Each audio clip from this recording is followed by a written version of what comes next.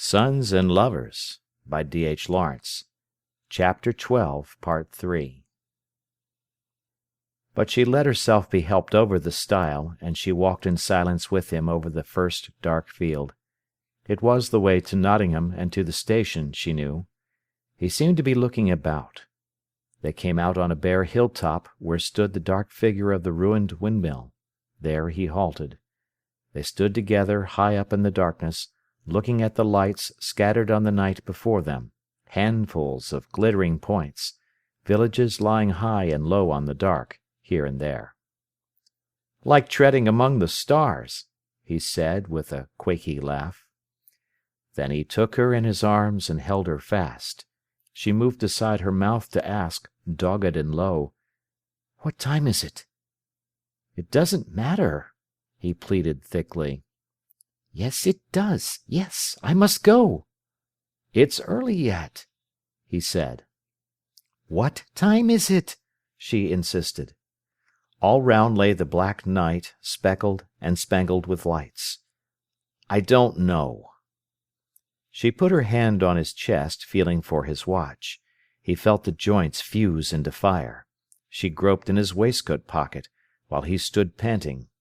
In the darkness she could see the round, pale face of the watch, but not the figures. She stooped over it. He was panting till he could take her in his arms again. "I can't see," she said.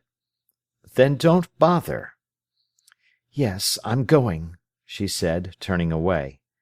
"Wait, I'll look." But he could not see. "I'll strike a match." He secretly hoped it was too late to catch the train.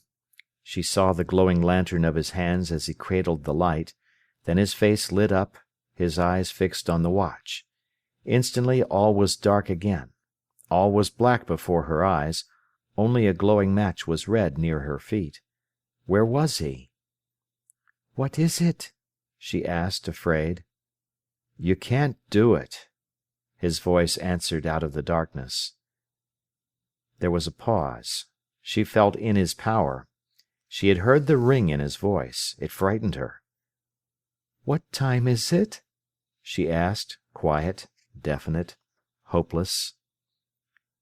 2 minutes to 9, he replied, telling the truth with a struggle. "And can I get from here to the station in 14 minutes?"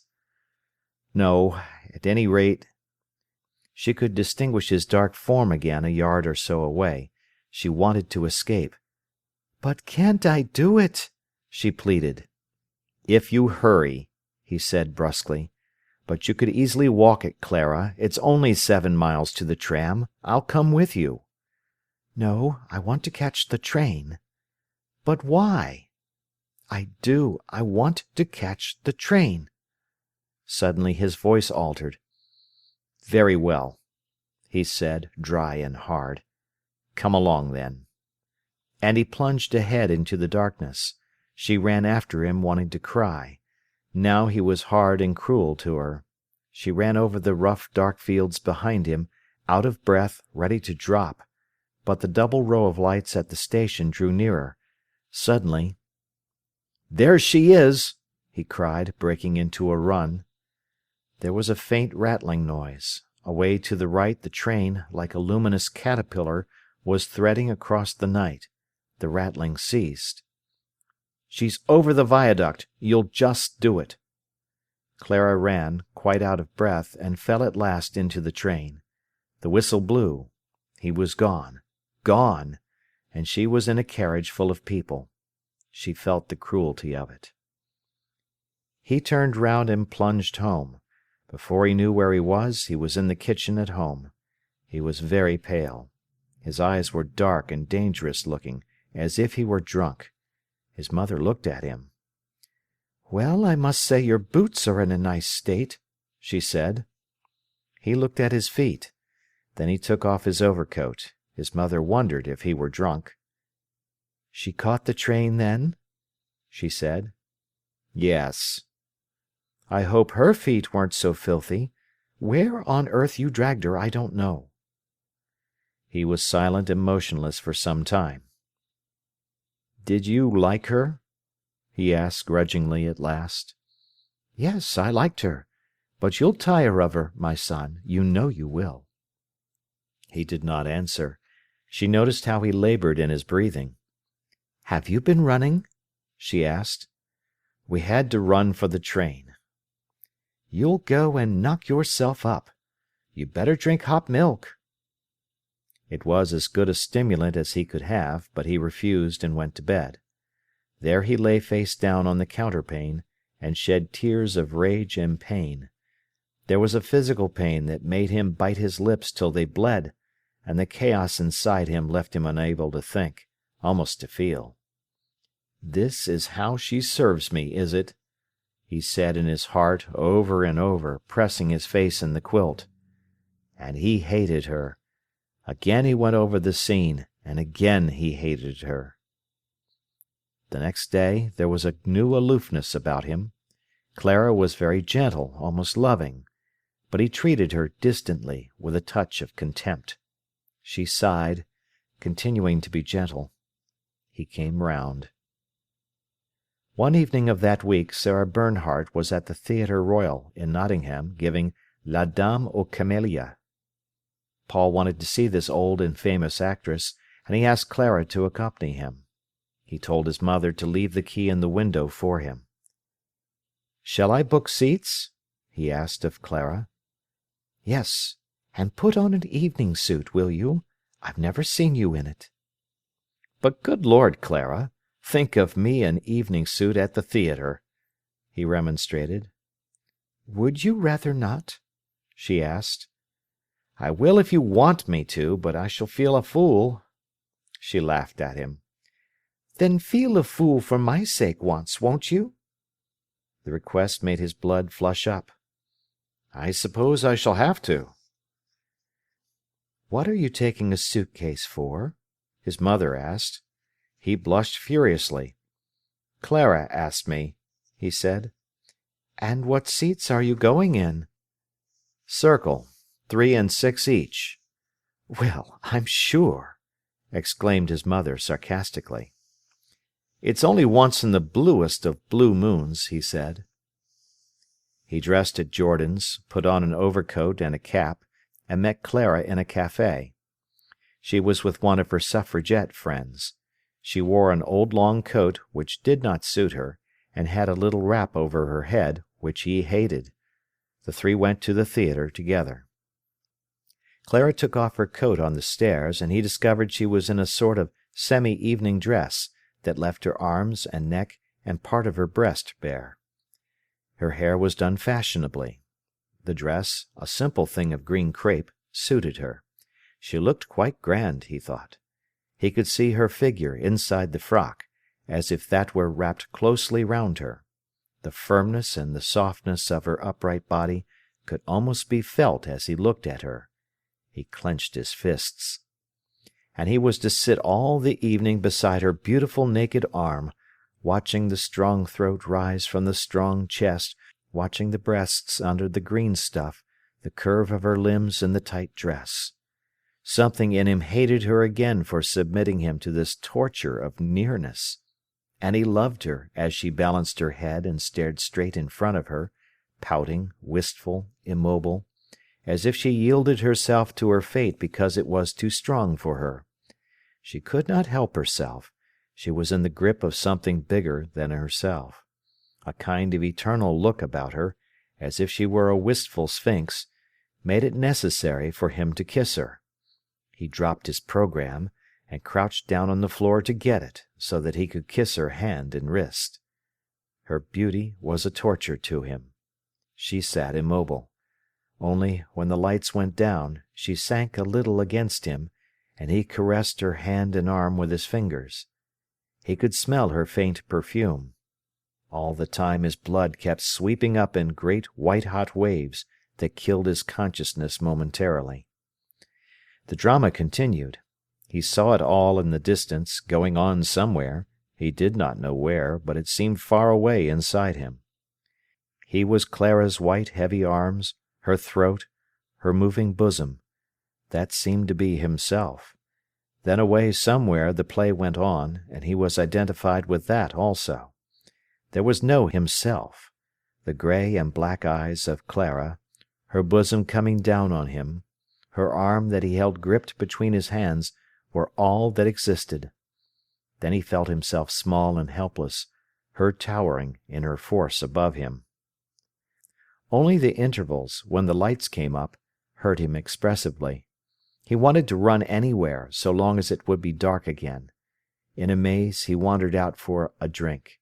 Then the lights were out, and the strange, insane reality of Clara and the drama took hold of him again. The play went on, but he was obsessed by the desire to kiss the tiny blue vein that nestled in the bend of her arm. He could feel it.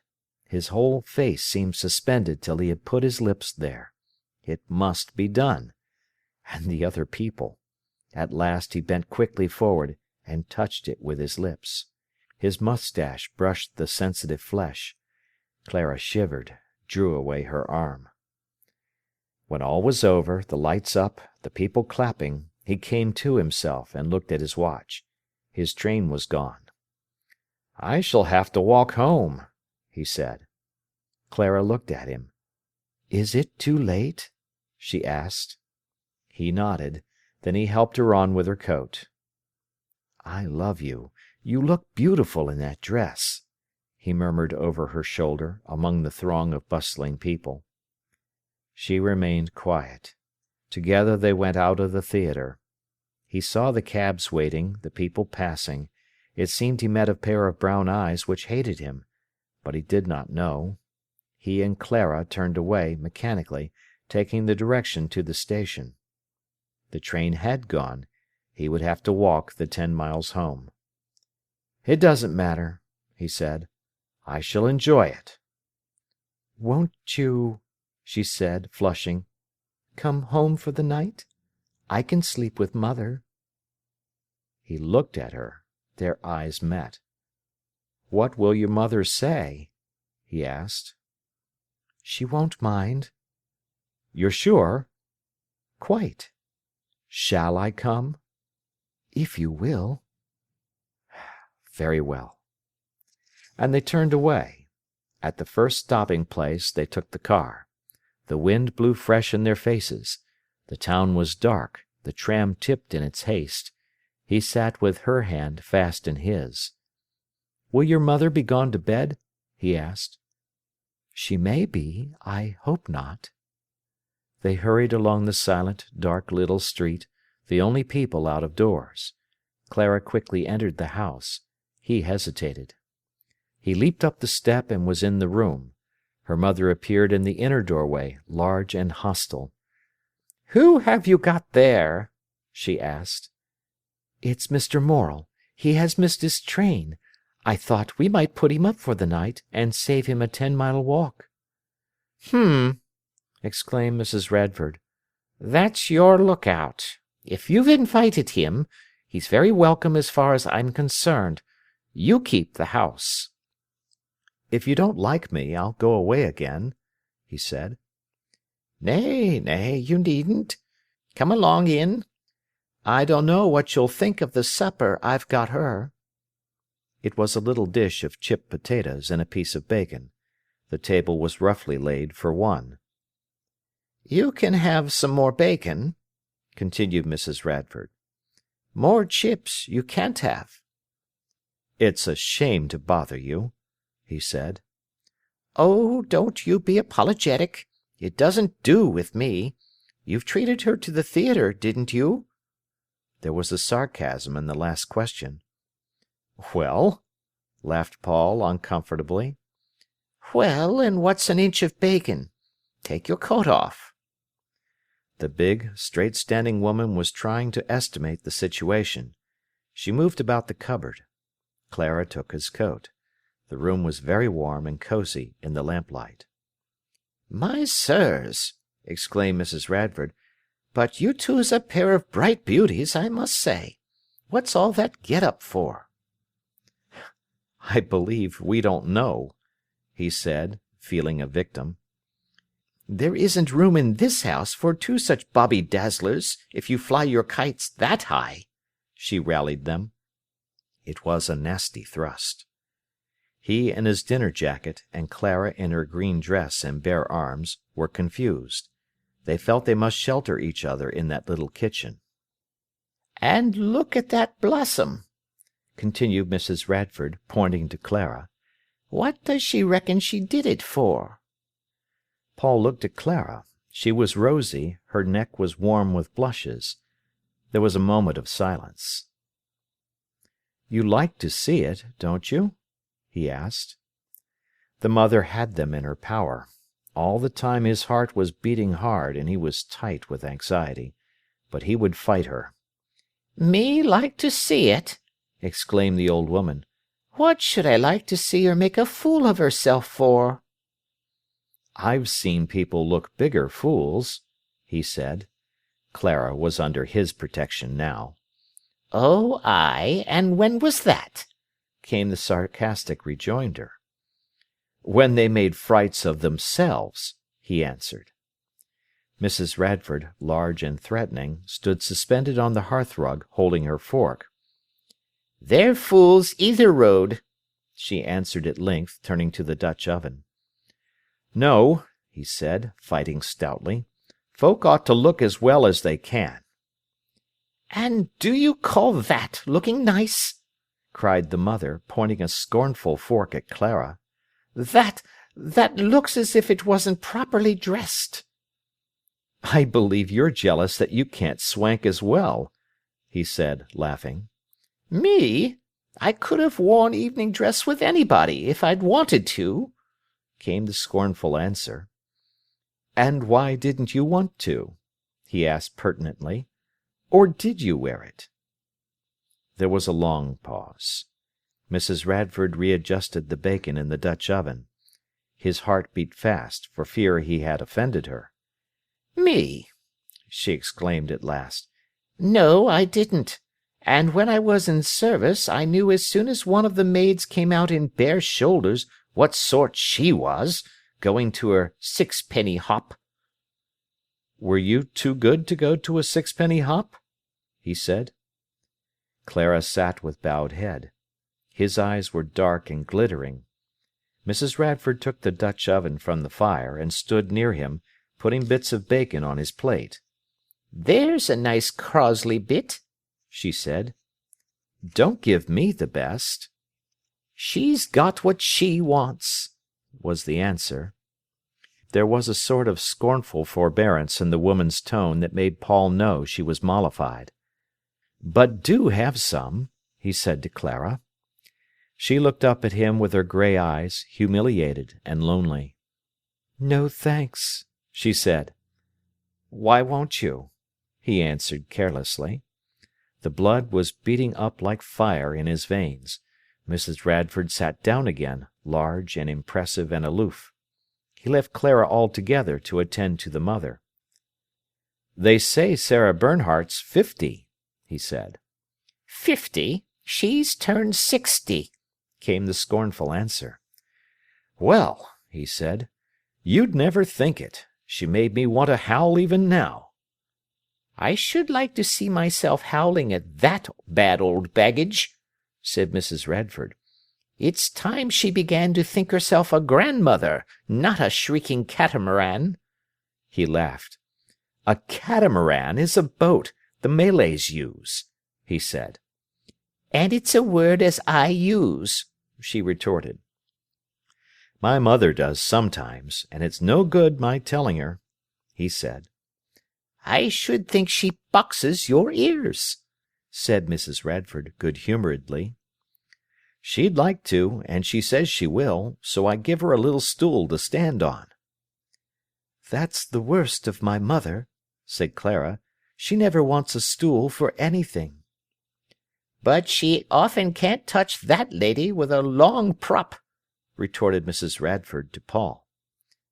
"I should think she doesn't want touching with a prop," he laughed. "I shouldn't."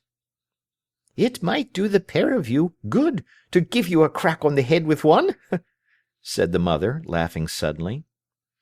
"Why are you so vindictive towards me?" he said. "I've not stolen anything from you." "No, I'll watch that," laughed the older woman. Soon the supper was finished. Mrs. Radford sat guard in her chair. Paul lit a cigarette. Clara went upstairs, returning with a sleeping suit, which she spread on the fender to air. "Why, I'd forgot all about them," said Mrs. Radford. "Where have they sprung from?" "Out of my drawer." You bought 'em for Baxter, and he wouldn't wear 'em, would he?" Laughing. "Said he reckoned to do without trousers in bed." She turned confidentially to Paul, saying, "He couldn't bear 'em, them pyjama things." The young man sat making rings of smoke. "Well, it's everyone to his taste," he laughed. Then followed a little discussion of the merits of pyjamas. "My mother loves me in them," he said. "She says I'm a Pierrot." "I can imagine they'd suit you," said Mrs. Radford. After a while he glanced at the little clock that was ticking on the mantelpiece. It was 12:30. "It's funny," he said, "but it takes hours to settle down to sleep, after the theatre." "It's about time you did," said Mrs. Radford, clearing the table. "Are you tired?" he asked of Clara. "Not the least bit," she answered, avoiding his eyes. "Shall we have a game at cribbage?" he said. "I've forgotten it." "Well, I'll teach you again. May we play crib, Mrs. Radford?" he asked. "You'll please yourselves," she said, "but it's pretty late." "A game or so will make us sleepy," he answered. Clara brought the cards, and sat spinning her wedding ring whilst he shuffled them. Mrs. Radford was washing up in the scullery. As it grew later, Paul felt the situation getting more and more tense. 15-2, 15-4, 15-6, and 2's 8. The clock struck 1. Still the game continued. Mrs. Radford had done all the little jobs preparatory to going to bed, had locked the door and filled the kettle.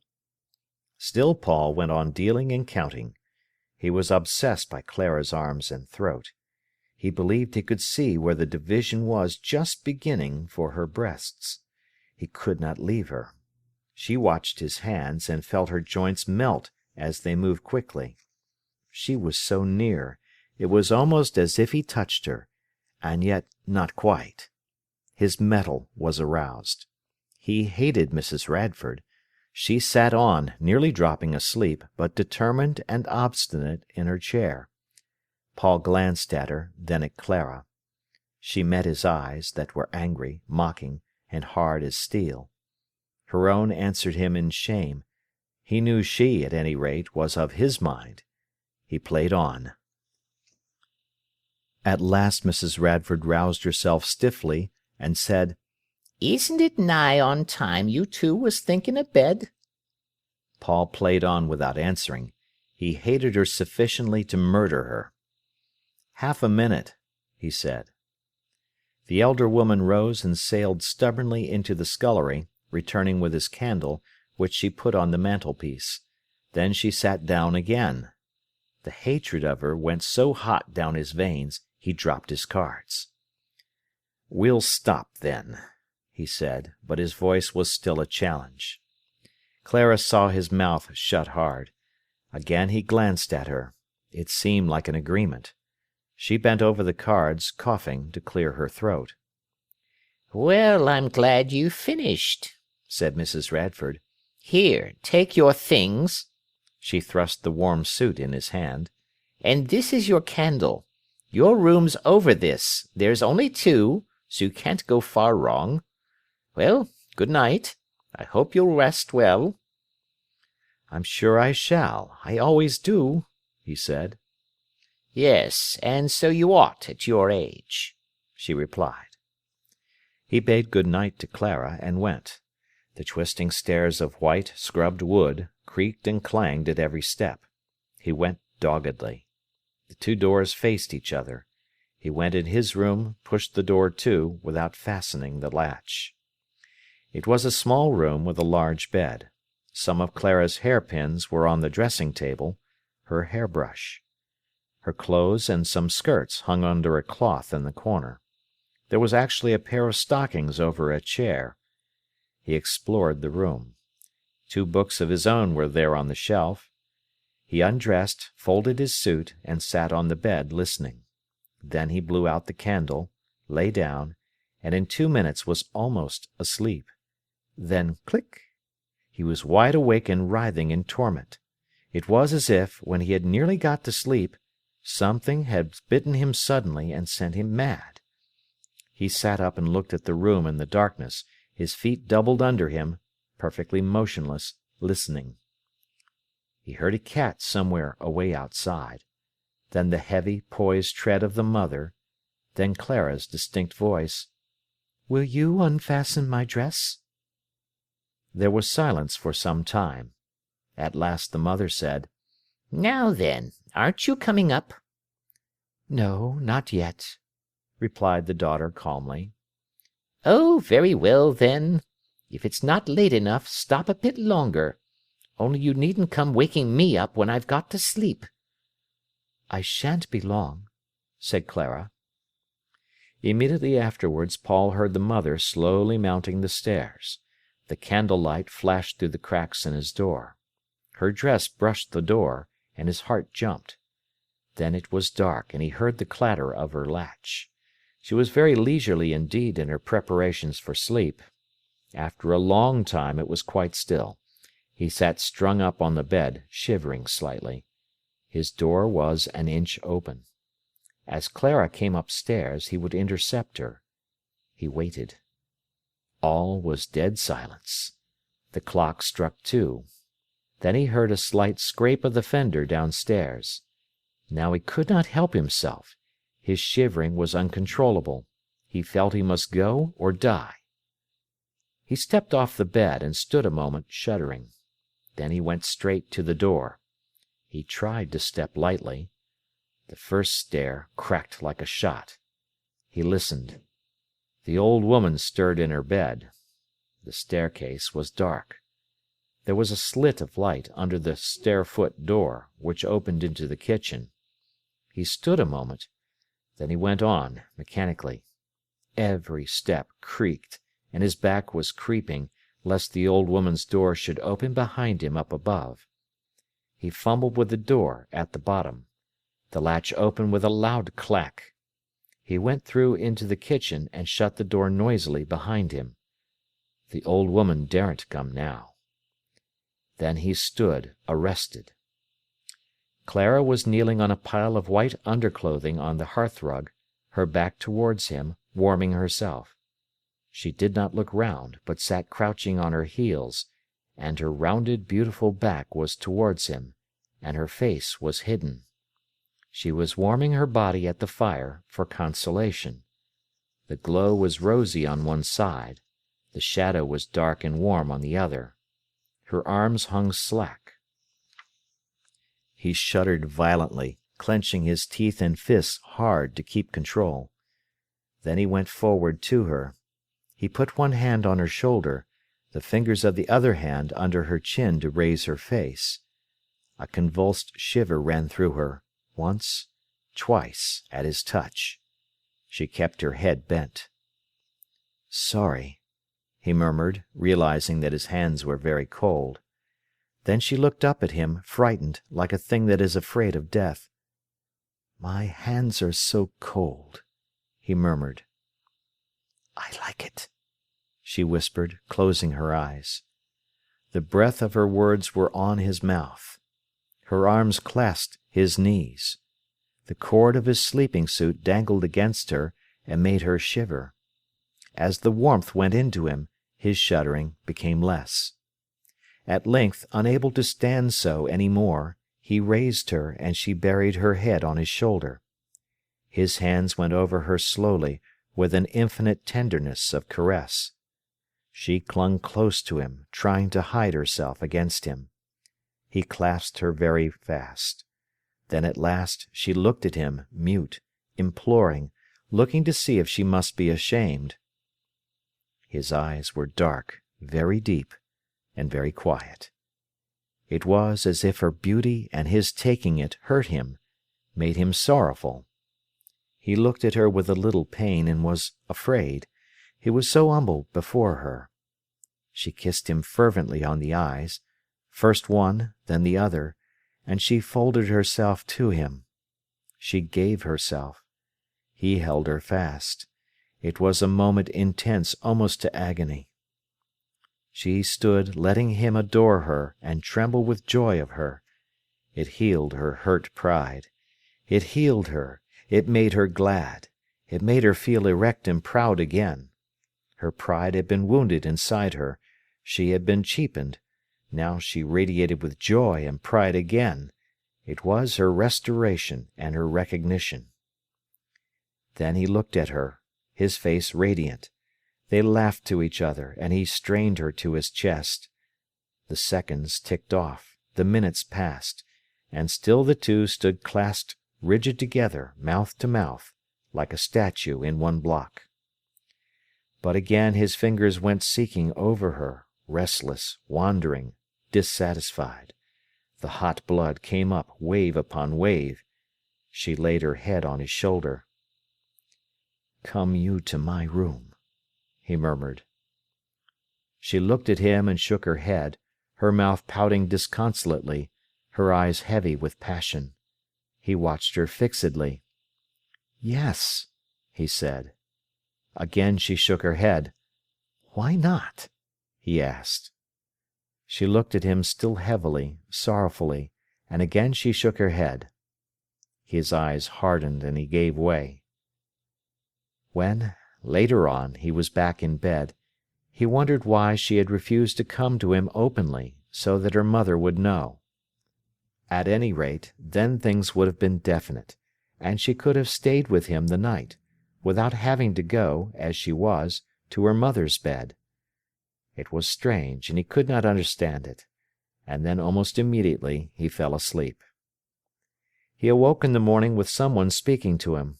Opening his eyes, he saw Mrs. Radford, big and stately, looking down on him. She held a cup of tea in her hand. "Do you think you're going to sleep till doomsday?" she said. He laughed at once. "It ought only to be about 5 o'clock," he said. "Well," she answered, "it's 7:30, whether or not. Here, I brought you a cup of tea." He rubbed his face, pushed the tumbled hair off his forehead, and roused himself. "What's it so late for?" he grumbled. He resented being awakened. It amused her. She saw his neck in the flannel sleeping jacket, as white and round as a girl's. He rubbed his hair crossly. "It's no good your scratching your head," she said. "It won't make it no earlier. Here, and how long do you think I'm going to stand waiting with this here cup?" "Oh, dash the cup," he said. "You should go to bed earlier," said the woman. He looked up at her, laughing with impudence. "I went to bed before you did," he said. "Yes, my Guiney, you did," she exclaimed. "Fancy," he said, stirring his tea, "having tea brought to bed to me. My mother'll think I'm ruined for life." "Don't she never do it?" asked Mrs. Radford. "She'd as lieve think of flying." "Ah, I always spoilt my lot. That's why they turned out such bad uns," said the elderly woman. "You'd only Clara," he said, "and Mr. Radford's in heaven, so I suppose there's only you left to be the bad un." "I'm not bad, I'm only soft," she said, as she went out of the bedroom. "I'm only a fool, I am." Clara was very quiet at breakfast, but she had a sort of air of proprietorship over him that pleased him infinitely. Mrs. Radford was evidently fond of him. He began to talk of his painting. "What's the good," exclaimed the mother, "of your whittling and worrying and twisting and tooing at that painting of yours? What good does it do you, I should like to know? You'd better be enjoying yourself." "Oh, but," exclaimed Paul, "I made over 30 guineas last year." "Did you? Well, that's a consideration, but it's nothing to the time you put in." And I've got £4 owing. A man said he'd give me £5 if I'd paid him and his missus and the dog and the cottage, and I went and put the fowls in instead of the dog, and he was waxy, so I had to knock a quid off. I was sick of it, and I didn't like the dog. I made a picture of it. What shall I do when he pays me the £4? Nay, you know your own uses for your money, said Mrs. Radford. But I'm going to bust this £4. Should we go to the seaside for a day or two? Who? You and Clara and me. What, on your money? She exclaimed, half wrathful. Why not? You wouldn't be long in breaking your neck at a hurdle race, she said. So long as I get a good run for my money. Will you? Nay, you may settle that atween you. And you're willing? He asked, amazed and rejoicing. You'll do as you like, said Mrs. Radford, whether I'm willing or not. End of chapter. Sons and Lovers by D.H. Lawrence. Chapter 13. Baxter Dawes. Soon after Paul had been to the theatre with Clara, he was drinking in the punch bowl with some friends of his when Dawes came in. Clara's husband was growing stout. His eyelids were getting slack over his brown eyes. He was losing his healthy firmness of flesh. He was very evidently on the downward track. Having quarrelled with his sister, he had gone into cheap lodgings. His mistress had left him for a man who would marry her. He had been in prison one night for fighting when he was drunk, and there was a shady betting episode in which he was concerned. Paul and he were confirmed enemies, and yet there was between them that peculiar feeling of intimacy, as if they were secretly near to each other, which sometimes exists between two people, although they never speak to one another. Paul often thought of Baxter Dawes, often wanted to get at him and be friends with him. He knew that Dawes often thought about him, and that the man was drawn to him by some bond or other, and yet the two never looked at each other save in hostility. Since he was a superior employee at Jordan's, it was the thing for Paul to offer Dawes a drink. "What'll you have?" he asked of him. "Nowt wid a bleeder like you," replied the man. Paul turned away with a slight, disdainful movement of the shoulders, very irritating. "The aristocracy," he continued, "is really a military institution. Take Germany now. She's got thousands of aristocrats whose only means of existence is the army. They're deadly poor, and life's deadly slow. So they hope for a war. They look for war as a chance of getting on. Till there's a war, they are idle good-for-nothings. When there's a war, they are leaders and commanders. There you are, then. They want war." He was not a favorite debater in the public house, being too quick and overbearing. He irritated the older men by his assertive manner and his cocksureness. They listened in silence and were not sorry when he finished. Dawes interrupted the young man's flow of eloquence by asking, in a loud sneer, "Did you learn all that at the theatre the other night?" Paul looked at him, their eyes met. Then he knew Dawes had seen him coming out of the theatre with Clara. "Why, what about the theatre?"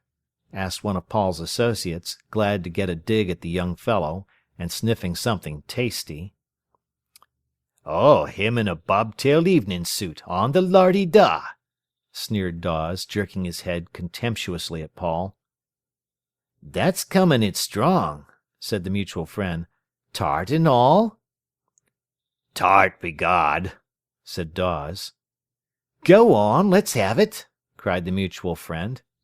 "You've got it," said Dawes, "and I reckon Morelli had it and all." "Well, I'll be jiggered," said the mutual friend. "And was it a proper tart?" "Tart, God blimey, yes." "How do you know?" "Oh," said Dawes, "I reckon he spent the night." There was a good deal of laughter at Paul's expense. "But who was she? Do you know her?" asked the mutual friend. "I should say so," said Dawes. This brought another burst of laughter. Then spit it out, said the mutual friend. Dawes shook his head and took a gulp of beer. It's a wonder he hasn't let on himself, he said. He'll be bragging of it in a bit. Come on, Paul, said the friend. It's no good. You might as well own up. Own up what? That I happened to take a friend to the theatre? Oh, well, if it was all right, tell us who she was, lad, said the friend. She was all right, said Dawes. Paul was furious. Dawes wiped his golden mustache with his fingers, sneering. Strike me? One of that sort, said the mutual friend. Paul, boy, I'm surprised at you. And do you know her, Baxter? Just a bit, like. He winked at the other men. Oh, well, said Paul, I'll be going. The mutual friend laid a detaining hand on his shoulder. Nay, he said, you don't get off as easy as that, my lad. We've got to have a full account of this business. Then get it from Dawes, he said. You shouldn't funk your own deeds, man, remonstrated the friend. Then Dawes made a remark which caused Paul to throw half a glass of beer in his face. Oh, Mr. Morel, cried the barmaid, and she rang the bell for the chucker out. Dawes spat and rushed for the young man. At that minute a brawny fellow with his shirt-sleeves rolled up and his trousers tight over his haunches intervened. Now then, he said, pushing his chest in front of Dawes. Come out, cried Dawes. Paul was leaning, white and quivering, against the brass rail of the bar. He hated Dawes, wished something could exterminate him at that minute, and at the same time, seeing the wet hair on the man's forehead, he thought he looked pathetic. He did not move. Come out, you, said Dawes. That's enough, Dawes, cried the barmaid. Come on, said the chucker-out with kindly insistence. You'd better be getting on. And by making Dawes edge away from his own close proximity, he worked him to the door. That's the little sod as started it, cried Dawes, half cowed, pointing to Paul Morel. Why, what a story, Mr. Dawes, said the barmaid. You know it was you all the time. Still the chucker-out kept thrusting his chest forward at him. Still he kept edging back until he was in the doorway and on the steps outside. Then he turned round. All right, he said, nodding straight at his rival. Paul had a curious sensation of pity, almost of affection, mingled with violent hate for the man. The colored door swung to. There was silence in the bar. Serve him jolly well right, said the barmaid. But it's a nasty thing to get a glass of beer in your eyes, said the mutual friend. I tell you I was glad he did, said the barmaid. Will you have another, Mr. Morel? She held up Paul's glass questioningly. He nodded. He's a man as doesn't care for anything, is Baxter Dawes, said one. Pooh, is he? Said the barmaid. He's a loudmouth one, he is, and they're never much good. Give me a pleasant-spoken chap if you want a devil. Well, Paul, my lad, said the friend, you'll have to take care of yourself now for a while. You won't have to give him a chance over you, that's all, said the barmaid. Can you box? Asked a friend. Not a bit, he answered, still very white. I might give you a turn or two, said the friend. Thanks, I haven't time. And presently he took his departure. Go along with him, Mr. Jenkinson, whispered the barmaid, tipping Mr. Jenkinson the wink. The man nodded, took his hat, said, Good night, all, very heartily, and followed Paul, calling, Half a minute, old man. You and me is going the same road, I believe. Mr. Morel doesn't like it, said the barmaid. You'll see, we shan't have him in much more. I'm sorry, he's good company. And Baxter Dawes wants locking up, that's what he wants." Paul would have died rather than his mother should get to know of this affair. He suffered tortures of humiliation and self-consciousness. There was now a good deal of his life of which necessarily he could not speak to his mother. He had a life apart from her, his sexual life. The rest she still kept. But he felt he had to conceal something from her, and it irked him. There was a certain silence between them, and he felt he had, in that silence, to defend himself against her. He felt condemned by her. Then sometimes he hated her and pulled at her bondage. His life wanted to free itself of her. It was like a circle where life turned back on itself and got no farther. She bore him, loved him, kept him, and his love turned back into her, so that he could not be free to go forward with his own life, really love another woman. At this period, unknowingly, he resisted his mother's influence. He did not tell her things. There was a distance between them. Clara was happy, almost sure of him. She felt she had at last got him for herself, and then again came the uncertainty. He told her jestingly of the affair with her husband. Her color came up, her gray eyes flashed. "That's him to a T," she cried. "Like a navvy. He's not fit for mixing with decent folk." "Yet you married him," he said. It made her furious that he reminded her. "I did," she cried. "But how was I to know?" "I think he might have been rather nice," he said. "You think I made him what he is," she exclaimed. "Oh, no, he made himself, but there's something about him." Clara looked at her lover closely. There was something in him she hated, a sort of detached criticism of herself, a coldness which made her woman's soul harden against him. "And what are you going to do?" she asked. "How?" "About Baxter." "There's nothing to do, is there?" he replied. "You can fight him if you have to, I suppose?" she said. "No, I haven't the least sense of the fist. It's funny. With most men there's the instinct to clench the fist and hit. It's not so with me. I should want a knife or a pistol or something to fight with." "Then you'd better carry something," she said. "Nay," he laughed, "I'm not Dagoroso." "But he'll do something to you. You don't know him." "All right," he said. "We'll see." "And you'll let him?" "Perhaps, if I can't help it." "And if he kills you?" she said. "I should be sorry, for his sake and mine." Clara was silent for a moment. "You do make me angry," she exclaimed. "That's nothing afresh," he laughed. "But why are you so silly? You don't know him." "And don't want." "Yes, but you're not going to let a man do as he likes with you." "What must I do?" he replied, laughing. "I should carry a revolver," she said. "I'm sure he's dangerous." "I might blow my fingers off," he said. "No, but won't you?" she pleaded. "No." "Not anything?" "No." "And you'll leave him to—" "Yes." "You are a fool."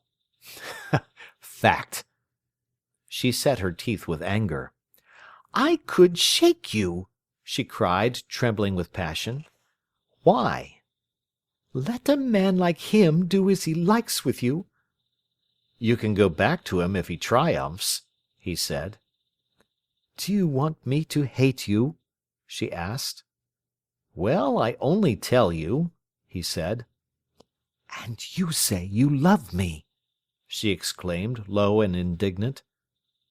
"Ought I to slay him to please you?" he said. "But if I did, see what a hold he'd have over me." "Do you think I'm a fool?" she exclaimed. "Not at all. But you don't understand me, my dear." There was a pause between them. "And you ought not to expose yourself," she pleaded. He shrugged his shoulders. The man in righteousness arrayed, the pure and blameless liver, needs not the keen Toledo blade, nor venom-frighted quiver, he quoted. She looked at him searchingly. "I wish I could understand you," she said. "There's simply nothing to understand," he laughed. She bowed her head, brooding. He did not see Dawes for several days. Then one morning as he ran upstairs from the spiral room he almost collided with the burly metal worker. "What the—" cried the smith. "Sorry," said Paul, and passed on. "Sorry," sneered Dawes. Paul whistled lightly, put me among the girls. "I'll stop your whistle, my jockey," he said. The other took no notice. "You're going to answer for that job of the other night." Paul went to his desk in his corner and turned over the leaves of the ledger. "Go and tell Fanny I want order 97, quick," he said to his boy. Dawes stood in the doorway, tall and threatening, looking at the top of the young man's head. 6 and 5's 11, and 7's 1 and 6, Paul added aloud. "And you hear, do you?" said Dawes. 5 and 9pence. He wrote a figure. "What's that?" he said. "I'm going to show you what it is," said the smith. The other went on adding the figures aloud. "You crawling little— You darsn't face me proper." Paul quickly snatched the heavy ruler. Dawes started. The young man ruled some lines in his ledger. The elder man was infuriated. "But wait till I light on you, no matter where it is, I'll settle your hash for a bit, you little swine." "All right," said Paul. At that the smith started heavily from the doorway. Just then a whistle piped shrilly. Paul went to the speaking tube. "Yes," he said, and he listened. Yes." He listened, then he laughed. "I'll come down directly. I've got a visitor just now." Dawes knew from his tone that he had been speaking to Clara. He stepped forward. "You little devil," he said. "I'll visitor you inside of 2 minutes. Think I'm going to have you whipperty snapping around?" The other clerks in the warehouse looked up. Paul's office boy appeared, holding some white article. "Fanny says you could have had it last night if you'd let her know," he said. "All right," answered Paul, looking at the stocking. "Get it off." Dawes stood frustrated, helpless with rage. Morel turned around. "Excuse me a minute," he said to Dawes, and he would have run downstairs. "By God, I'll stop your gallop!" shouted the smith, seizing him by the arm. He turned quickly. "Hey, hey!" cried the office boy, alarmed. Thomas Jordan started out of his little glass office and came running down the room. "What's the matter? What's the matter?" he said in his old man's sharp voice. "I'm just going to settle this little— that's all," said Dawes desperately. "What do you mean?" snapped Thomas Jordan. "What I say," said Dawes, but he hung fire. Morel was leaning against the counter, ashamed, half grinning. "What's it all about?" snapped Thomas Jordan. "Couldn't say," said Paul, shaking his head and shrugging his shoulders. "Couldn't you? Couldn't you?" cried Dawes, thrusting forward his handsome, furious face, and squaring his fist. "Have you finished?" cried the old man, strutting. "Get off about your business and don't come here tipsy in the morning." Dawes turned his big frame slowly upon him. "Tipsy?" he said. "Who's tipsy?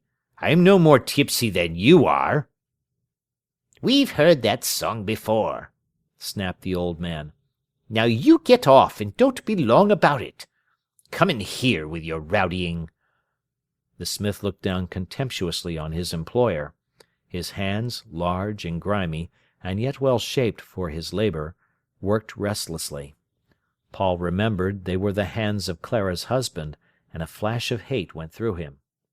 Get out before you're turned out, snapped Thomas Jordan.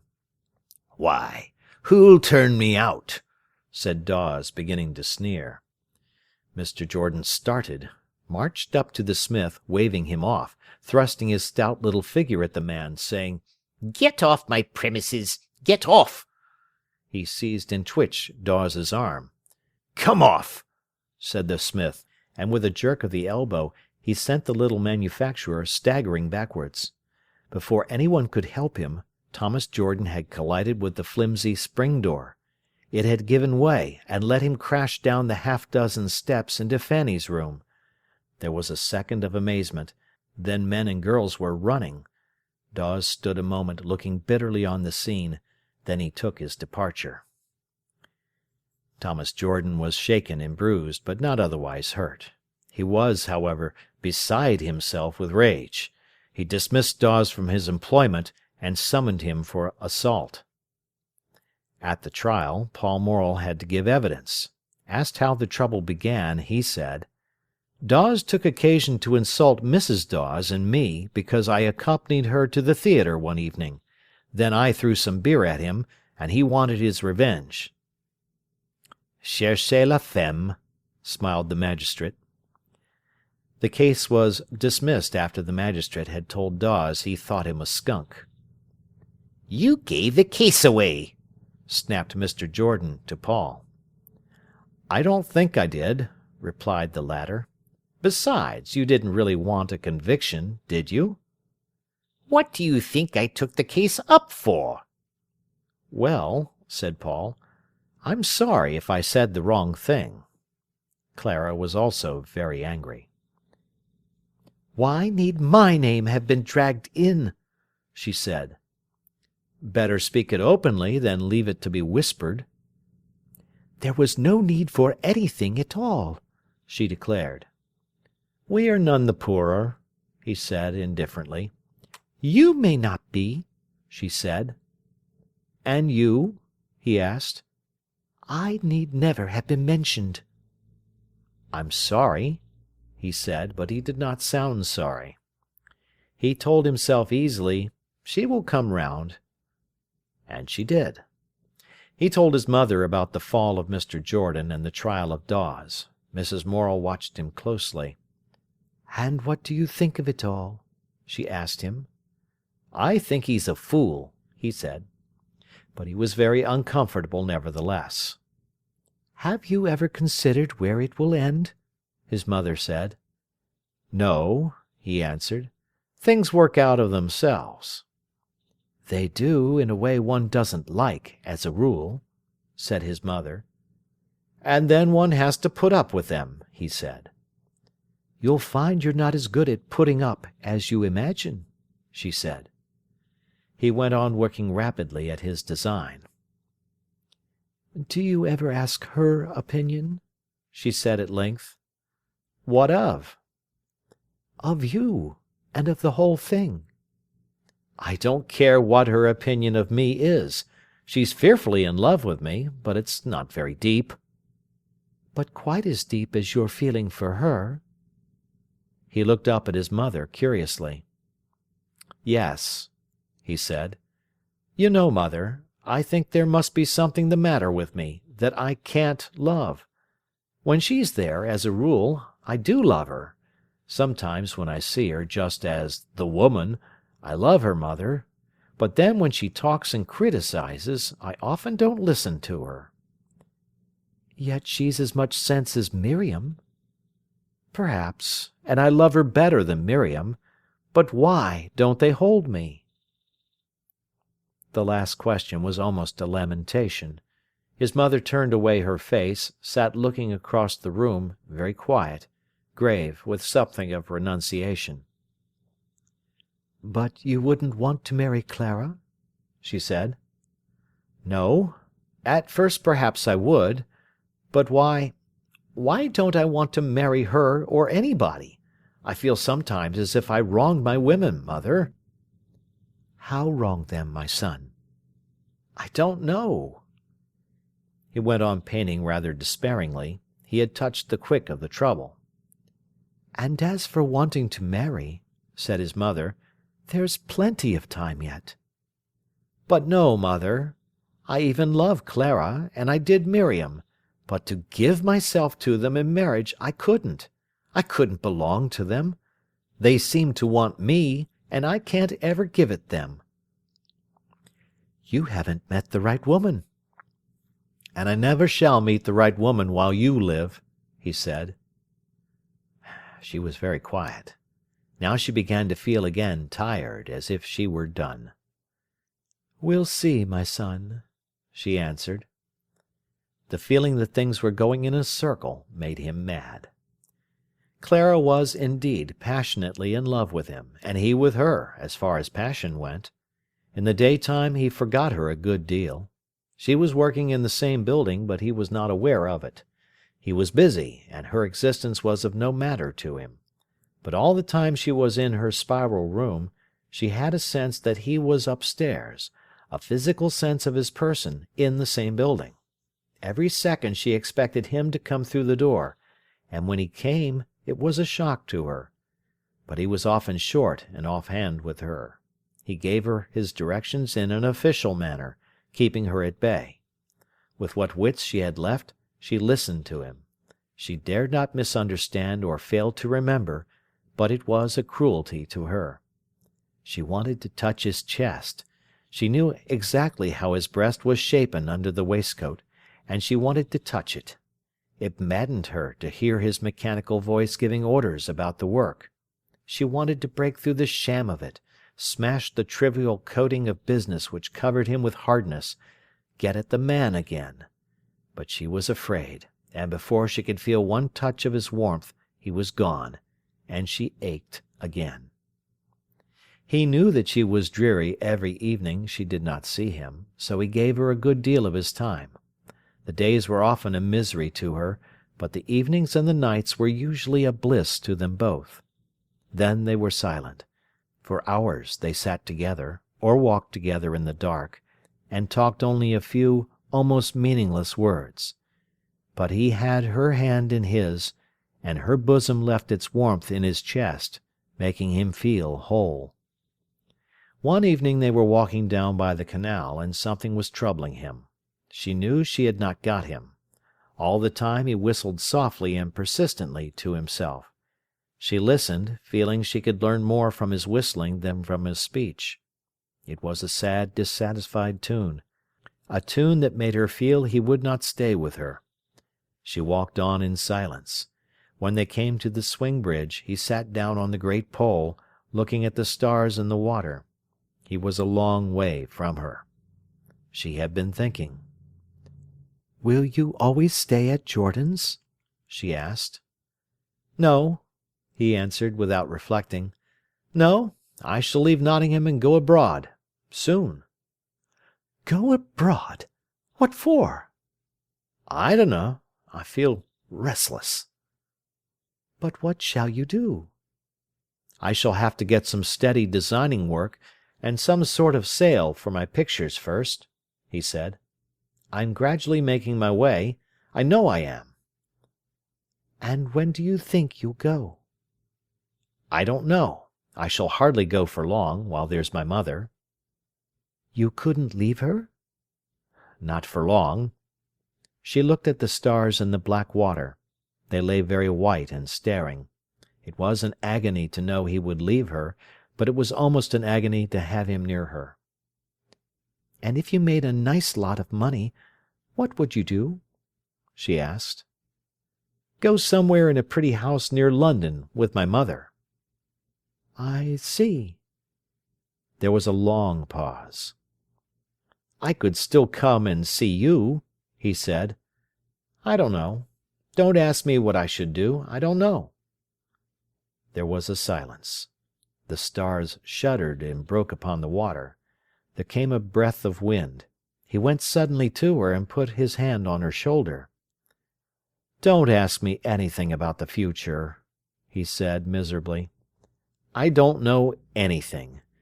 Be with me now, will you, no matter what it is?" And she took him in her arms. After all, she was a married woman, and she had no right even to what he gave her. He needed her badly.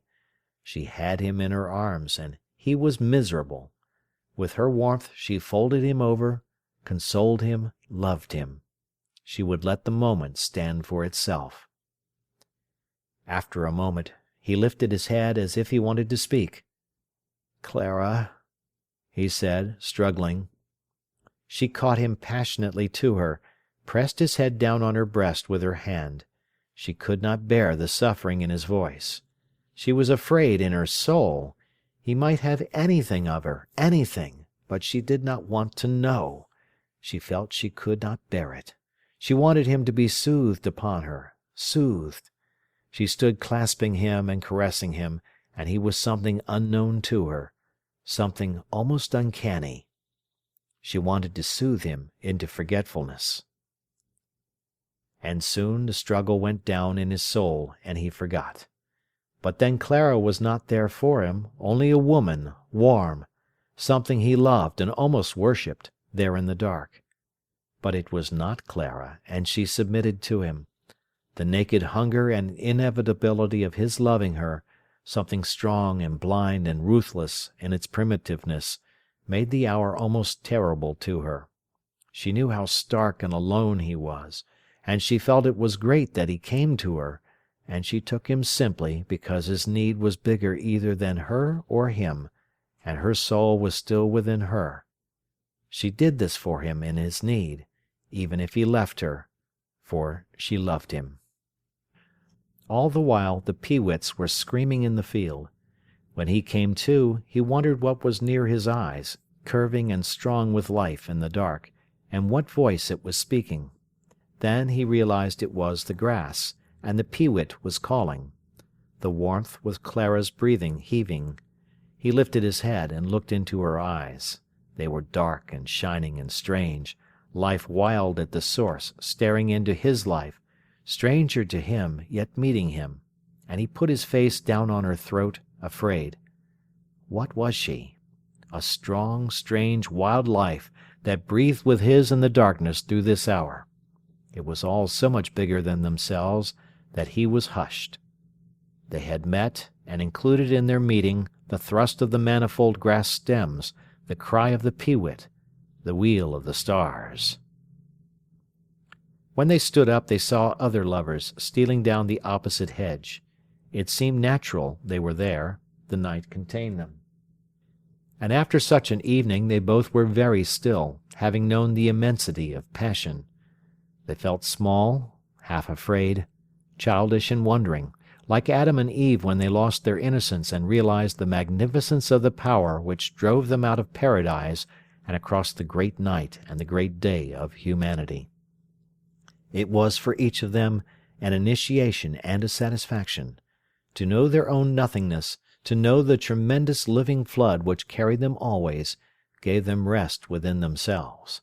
If so great a magnificent power could overwhelm them, identify them altogether with itself, so that they knew they were only grains in the tremendous heave that lifted every grass blade its little height, and every tree and living thing, then why fret about themselves? They could let themselves be carried by life, and they felt a sort of peace each in the other. There was a verification which they had had together. Nothing could nullify it. Nothing could take it away. It was almost their belief in life. But Clara was not satisfied. Something great was there, she knew. Something great enveloped her. But it did not keep her. In the morning it was not the same. They had known, but she could not keep the moment. She wanted it again. She wanted something permanent. She had not realized fully. She thought it was he whom she wanted. He was not safe to her. This that had been between them might never be again. He might leave her. She had not got him. She was not satisfied. She had been there, but she had not gripped the something, she knew not what, which she was mad to have. End of Part 1 of Chapter 13. Sons and Lovers by D.H. Lawrence. Chapter 13, Part 2. In the morning he had considerable peace, and was happy in himself. It seemed almost as if he had known the baptism of fire in passion, and it left him at rest. But it was not Clara. It was something that happened because of her, but it was not her. They were scarcely any nearer each other. It was as if they had been blind agents of a great force. When she saw him that day at the factory, her heart melted like a drop of fire. It was his body, his brows. The drop of fire grew more intense in her breast. She must hold him. But he, very quiet, very subdued this morning, went on giving his instruction. She followed him into the dark, ugly basement, and lifted her arms to him. He kissed her, and the intensity of passion began to burn him again. Somebody was at the door. He ran upstairs. She returned to her room, moving as if in a trance. After that the fire slowly went down. He felt more and more that his experience had been impersonal and not Clara. He loved her. There was a big tenderness, as after a strong emotion they had known together. But it was not she who could keep his soul steady. He had wanted her to be something she could not be.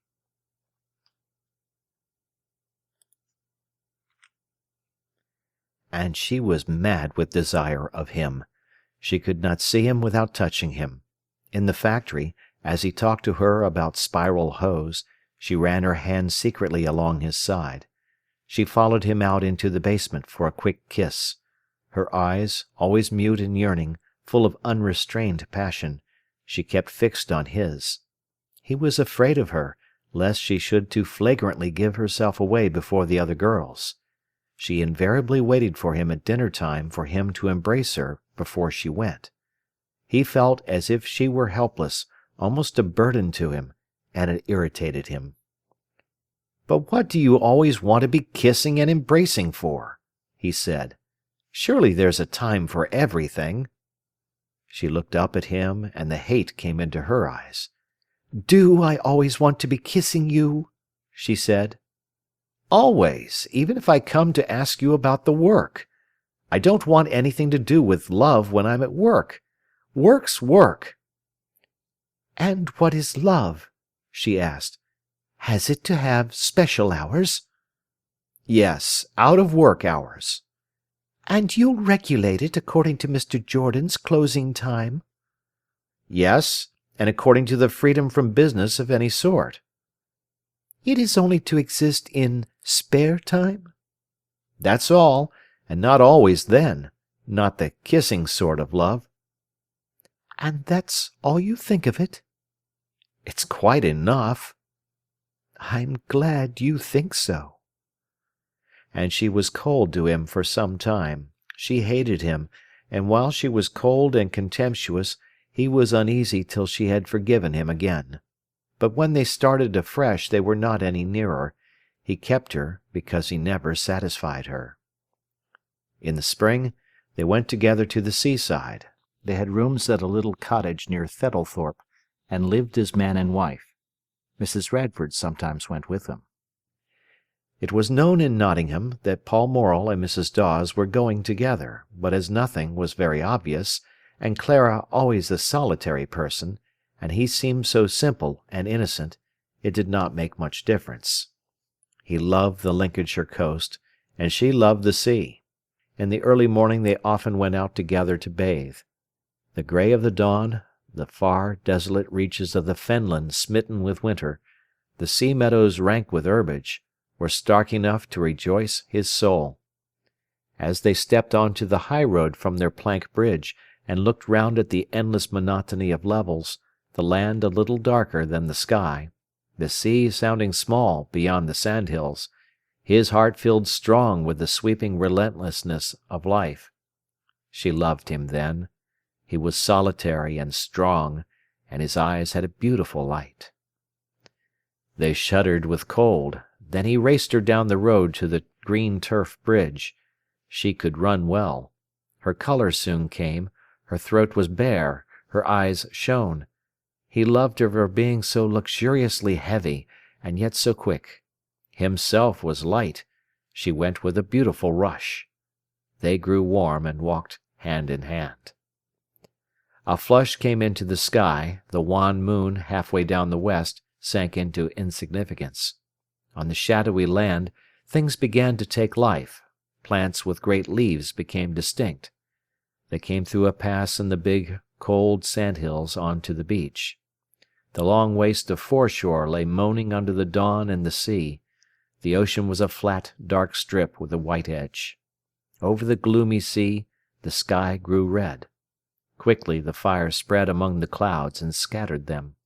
Crimson burned to orange, orange to dull gold, and in a golden glitter the sun came up, dribbling fierily over the waves in little splashes, as if someone had gone along and the light had spilled from her pail as she walked.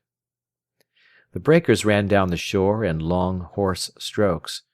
Tiny seagulls, like specks of spray, wheeled above the line of surf. Their crying seemed larger than they. Far away the coast reached out and melted into the morning. The tussocky sandhills seemed to sink to a level with the beach. Mablethorpe was tiny on their right. They had alone the space of all this level shore, the sea, and the upcoming sun, the faint noise of the waters, the sharp crying of the gulls. They had a warm hollow in the sandhills where the wind did not come. He stood looking out to sea. "It's very fine," he said. "Now don't get sentimental," she said. It irritated her to see him standing gazing at the sea, like a solitary and poetic person. He laughed. She quickly undressed. "There are some fine waves this morning," she said triumphantly. She was a better swimmer than he. He stood idly watching her. "Aren't you coming?" she said. "In a minute," he answered. She was white and velvet-skinned, with heavy shoulders. A little wind, coming from the sea, blew across her body and ruffled her hair. The morning was of a lovely limpid gold colour. Veils of shadow seemed to be drifting away on the north and the south. Clara stood shrinking slightly from the touch of the wind, twisting her hair. The sea-grass rose behind the white-stripped woman. She glanced at the sea, then looked at him. He was watching her with dark eyes which she loved and could not understand. She hugged her breasts between her arms, cringing, laughing. "Oh, it will be so cold," she said. He bent forward and kissed her, held her suddenly close, and kissed her again. She stood waiting. He looked into her eyes, then away at the pale sands. "Go, then," he said quietly. She flung her arms round his neck, drew him against her, kissed him passionately, and went saying, "But you'll come in?" "In a minute." She went plodding heavily over the sand that was soft as velvet. He, on the sandhills, watched the great pale coast envelop her. She grew smaller, lost proportion, seemed only like a large white bird toiling forward. Not much more than a big white pebble on the beach, not much more than a clot of foam being blown and rolled over the sand, he said to himself. She seemed to move very slowly across the vast sounding shore. As he watched, he lost her. She was dazzled out of sight by the sunshine. Again he saw her, the merest white speck moving against the white, muttering sea edge. "Look how little she is," he said to himself. "She's lost like a grain of sand in the beach, just a concentrated speck blown along, a tiny white foam bubble, almost nothing among the morning. Why does she absorb me?" The morning was altogether uninterrupted. She was gone in the water. Far and wide the beach, the sandhills with their blue moraine, the shining water, glowed together in immense, unbroken solitude. "What is she, after all?" he said to himself. "Here's the sea-coast morning, big and permanent and beautiful. There is she, fretting, always unsatisfied, and temporary as a bubble of foam. What does she mean to me, after all? She represents something, like a bubble of foam represents the sea. But what is she? It's not her I care for." Then, startled by his own unconscious thoughts, that seemed to speak so distinctly that all the morning could hear, he undressed and ran quickly down the sands. She was watching for him. Her arm flashed up to him. She heaved on a wave, subsided, her shoulders in a pool of liquid silver. He jumped through the breakers, and in a moment her hand was on his shoulder. He was a poor swimmer, and could not stay long in the water. She played round him in triumph, sporting with her superiority, which he begrudged her. The sunshine stood deep and fine on the water. They laughed in the sea for a minute or two, then raced each other back to the sandhills. When they were drying themselves, panting heavily, he watched her laughing, breathless face, her bright shoulders, her breasts that swayed and made him frightened as she rubbed them, and he thought again, "But she is magnificent, and even bigger than the morning and the sea. Is she? Is she?" She, seeing his dark eyes fixed on her, broke off from her drying with a laugh. "What are you looking at?" she said. "You," he answered, laughing. Her eyes met his, and in a moment he was kissing her white goose-flesh shoulder, and thinking, "What is she? What is she?" She loved him in the morning. There was something detached, hard, and elemental about his kisses then, as if he were only conscious of his own will, not in the least of her and her wanting him. Later in the day, he went out sketching. "You," he said to her, "go with your mother to Sutton. I am so dull." She stood and looked at him. He knew she wanted to come with him, but he preferred to be alone. She made him feel imprisoned when she was there, as if he could not get a free deep breath, as if there were something on top of him. She felt his desire to be free of her. In the evening he came back to her. They walked down the shore in the darkness, then sat for a while in the shelter of the sandhills. "It seems," she said, as they stared over the darkness of the sea, where no light was to be seen, "it seemed as if you only loved me at night, as if you didn't love me in the daytime." He ran the cold sand through his fingers, feeling guilty under the accusation. "The night is free to you," he replied. "In the daytime, I want to be by myself."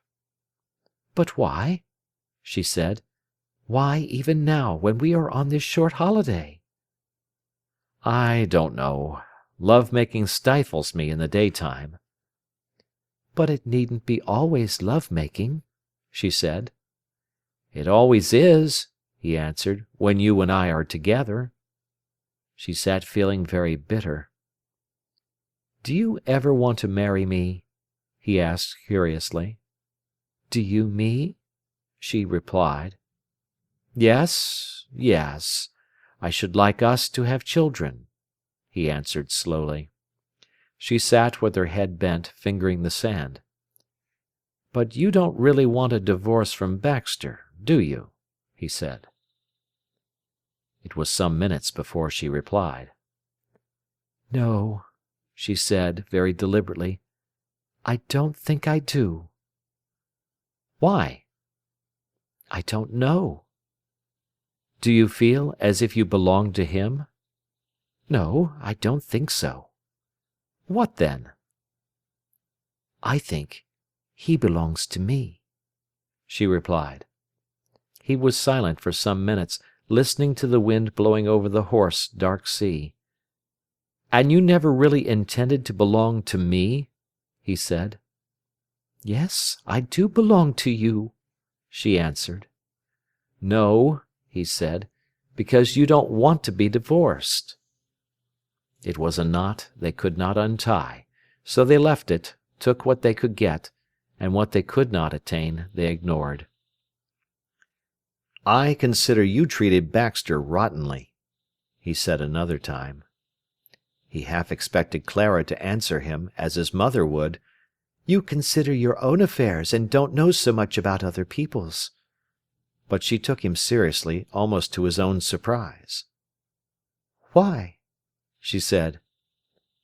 "I suppose you thought he was a lily of the valley, and so you put him in an appropriate pot, and tended him according.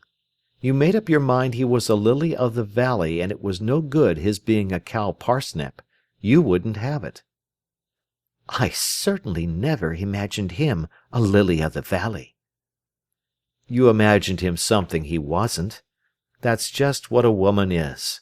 She thinks she knows what's good for a man, and she's going to see he gets it, and no matter if he's starving, he may sit and whistle for what he needs, while she's got him, and is giving him what's good for him." "And what are you doing?" she asked. "I'm thinking what tune I shall whistle." He laughed. And instead of boxing his ears, she considered him in earnest. "You think I want to give you what's good for you?" she asked. "I hope so, but love should give a sense of freedom, not of prison. Miriam made me feel tied up like a donkey to a stake. I must feed on her patch, and nowhere else. It's sickening." "And would you let a woman do as she likes?" "Yes, I'll see that she likes to love me. If she doesn't, well, I don't hold her." "If you were as wonderful as you say," replied Clara. "I should be the marvel I am," he laughed. There was a silence in which they hated each other, though they laughed. "Love's a dog in a manger," he said. "And which of us is the dog?" she asked. "Oh, well, you, of course." So there went on a battle between them. She knew she never fully had him. Some part, big and vital in him, she had no hold over, nor did she ever try to get it, or even to realize what it was. And he knew in some way that she held herself still as Mrs. Dawes. She did not love Dawes, never had loved him, but she believed he loved her, at least depended on her. She felt a certain surety about him that she never felt with Paul Morel. Her passion for the young man had filled her soul, given her a certain satisfaction, eased her of her self-mistrust, her doubt. Whatever else she was inwardly assured. It was almost as if she had gained herself, and stood now distinct and complete. She had received her confirmation, but she never believed that her life belonged to Paul Morel, nor his to her. They would separate in the end, and the rest of her life would be an ache after him. But at any rate, she knew now, she was sure of herself, and the same could almost be said of him. Together they had reached the baptism of life, each through the other, but now their missions were separate. Where he wanted to go, she could not come with him. They would have to part sooner or later. Even if they married and were faithful to each other, still he would have to leave her, go on alone, and she would only have to attend to him when he came home. But it was not possible. Each wanted a mate to go side by side with. Clara had gone to live with her mother upon Mapperley Plains. One evening, as Paul and she were walking along Woodborough Road, they met Dawes. Morel knew something about the bearing of the man approaching, but he was absorbed in his thinking at the moment, so that only his artist's eye watched the form of the stranger. Then he suddenly turned to Clara with a laugh, and put his hand on her shoulder, saying, laughing, "But we walk side by side, and yet I'm in London arguing with an imaginary Orpen. And where are you?" At that instant Dawes passed, almost touching Morel. The young man glanced, saw the dark brown eyes burning, full of hate and yet tired. "Who was that?" he asked of Clara. "It was Baxter," she replied. Paul took his hand from her shoulder and glanced round. Then he saw again distinctly the man's form as it approached him. Dawes still walked erect, with his fine shoulders flung back, and his face lifted, but there was a furtive look in his eyes that gave one the impression he was trying to get unnoticed past every person he met, glancing suspiciously to see what they thought of him. And his hands seemed to be wanting to hide. He wore old clothes, the trousers were torn at the knee, and the handkerchief tied round his throat was dirty, but his cap was still defiantly over one eye. As she saw him, Clara felt guilty. There was a tiredness and despair on his face that made her hate him because it hurt her. "He looks shady," said Paul. But the note of pity in his voice reproached her and made her feel hard. "His true commonness comes out," she answered. "Do you hate him?" he asked. "You talk," she said, "about the cruelty of women. I wish you knew the cruelty of men and their brute force. They simply don't know that the woman exists." "Don't I?" he said. "No," she answered. "Don't I know you exist?" "About me you know nothing," she said bitterly. "About me." "No more than Baxter knew?" he asked. "Perhaps not as much." He felt puzzled and helpless and angry. There she walked unknown to him, though they had been through such experience together. "But you know me pretty well," he said. She did not answer. "Did you know Baxter as well as you know me?" he asked. "He wouldn't let me," she said. "And I have let you know me?" "It's what men won't let you do. They won't let you get really near to them," she said. "And haven't I let you?" "Yes," she answered slowly. "But you've never come near to me. You can't come out of yourself. You can't. Baxter could do that better than you." He walked on pondering. He was angry with her for preferring Baxter to him. "You begin to value Baxter now you've not got him," he said. "No, I can only see where he was different from you." But he felt she had a grudge against him. One evening, as they were coming home over the fields, she startled him by asking, "Do you think it's worth it, the sex part?" "The act of loving itself?" "Yes. Is it worth anything to you?" "But how can you separate it?" he said. "It's the culmination of everything. All our intimacy culminates then." "Not for me," she said. He was silent. A flash of hate for her came up. After all, she was dissatisfied with him, even there, where he thought they fulfilled each other. But he believed her too implicitly. "I feel," she continued slowly, "as if I hadn't got you, as if all of you weren't there, as if it weren't me you were taking." "Who then?" "Something just for yourself. It has been fine, so that I daren't think of it. But is it me you want, or is it it?" He again felt guilty. Did he leave Clara out of count, and take simply women? But he thought that was splitting a hair. "When I had Baxter, actually had him, then I did feel as if I had all of him," she said. "And it was better?" he asked. "Yes, yes, it was more whole. I don't say you haven't given me more than he ever gave me." "Or could give you." "Yes, perhaps, but you've never given me yourself." He knitted his brows angrily. "If I start to make love to you," he said, "I just go like a leaf down the wind." "And leave me out of count," she said. "And then it is nothing to you?" he asked, almost rigid with chagrin. "It's something, and sometimes you have carried me away, right away, I know, and I reverence you for it, but—" "Don't butt me," he said, kissing her quickly, as a fire ran through him. She submitted and was silent. It was true, as he said.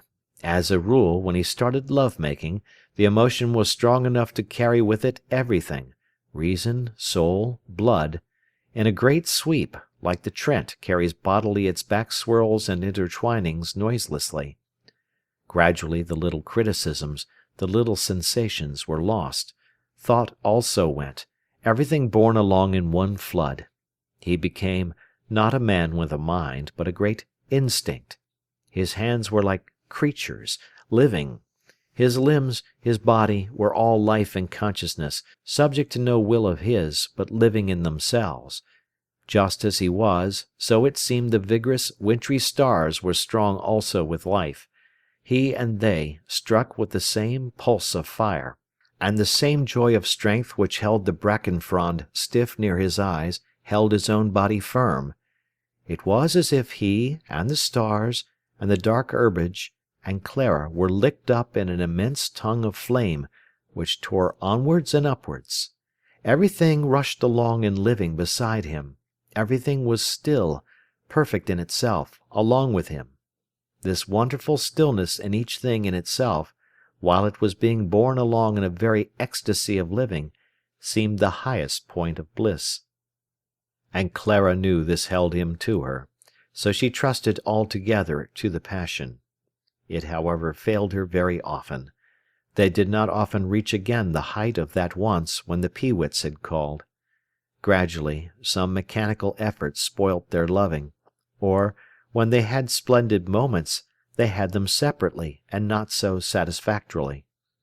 So often he seemed merely to be running on alone. Often they realized it had been a failure, not what they had wanted. He left her, knowing that evening had only made a little split between them. Their loving grew more mechanical, without the marvellous glamour. Gradually they began to introduce novelties, to get back some of the feeling of satisfaction. They would be very near, almost dangerously near to the river, so that the black water ran not far from his face, and it gave a little thrill. Or they loved sometimes in a little hollow below the fence of the path, where people were passing occasionally, on the edge of the town, and they heard footsteps coming, almost felt the vibration of the tread, and they heard what the passers-by said, strange little things that were never intended to be heard. And afterwards each of them was rather ashamed, and these things caused a distance between the two of them. He began to despise her a little, as if she had merited it. One night he left her to go to Daybrook Station over the fields. It was very dark, with an attempt at snow, although the spring was so far advanced.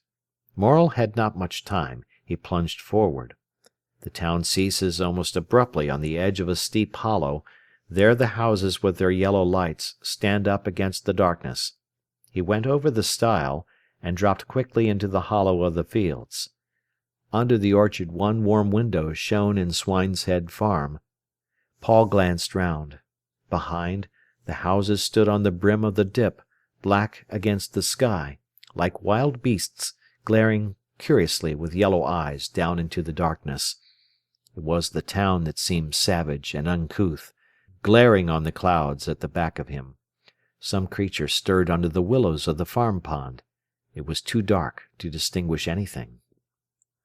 He was close up to the next stile before he saw a dark shape leaning against it. The man moved aside. "Good evening," he said. "Good evening," Morel answered, not noticing. "Paul Morel," said the man. Then he knew it was Dawes. The man stopped his way. "I've got yer, have I?" he said awkwardly. "I shall miss my train," said Paul. He could see nothing of Dawes's face. The man's teeth seemed to chatter as he talked. "You're gonna get it from me now," said Dawes. Morel attempted to move forward. The other man stepped in front of him. "Are you going to take that top coat off?" he said, "or are you going to lie down to it?" Paul was afraid the man was mad. "But," he said, "I don't know how to fight." "All right, then," answered Dawes, and before the younger man knew where he was staggering backwards from a blow across the face. The whole night went black. He tore off his overcoat and coat, dodging a blow, and flung the garments over Dawes. The latter swore savagely. Morel, in his shirt-sleeves, was now alert and furious. He felt his whole body unsheathe itself like a claw. He could not fight, so he would use his wits. The other man became more distinct to him. He could see particularly the shirt-breast. Dawes stumbled over Paul's coats, then came rushing forward. The young man's mouth was bleeding. It was the other man's mouth he was dying to get at, and the desire was anguish in its strength. He stepped quickly through the stile, and as Dawes was coming through after him, like a flash he got a blow in over the other's mouth. He shivered with pleasure. Dawes advanced slowly, spitting. Paul was afraid. He moved round to get to the stile again. Suddenly, from out of nowhere, came a great blow against his ear that sent him falling helpless backwards. He heard Dawes's heavy panting, like a wild beast's, then came a kick on the knee, giving him such agony that he got up and, quite blind, leapt clean under his enemy's guard. He felt blows and kicks, but they did not hurt. He hung on to the bigger man like a wild cat, till at last Dawes fell with a crash, losing his presence of mind. Paul went down with him.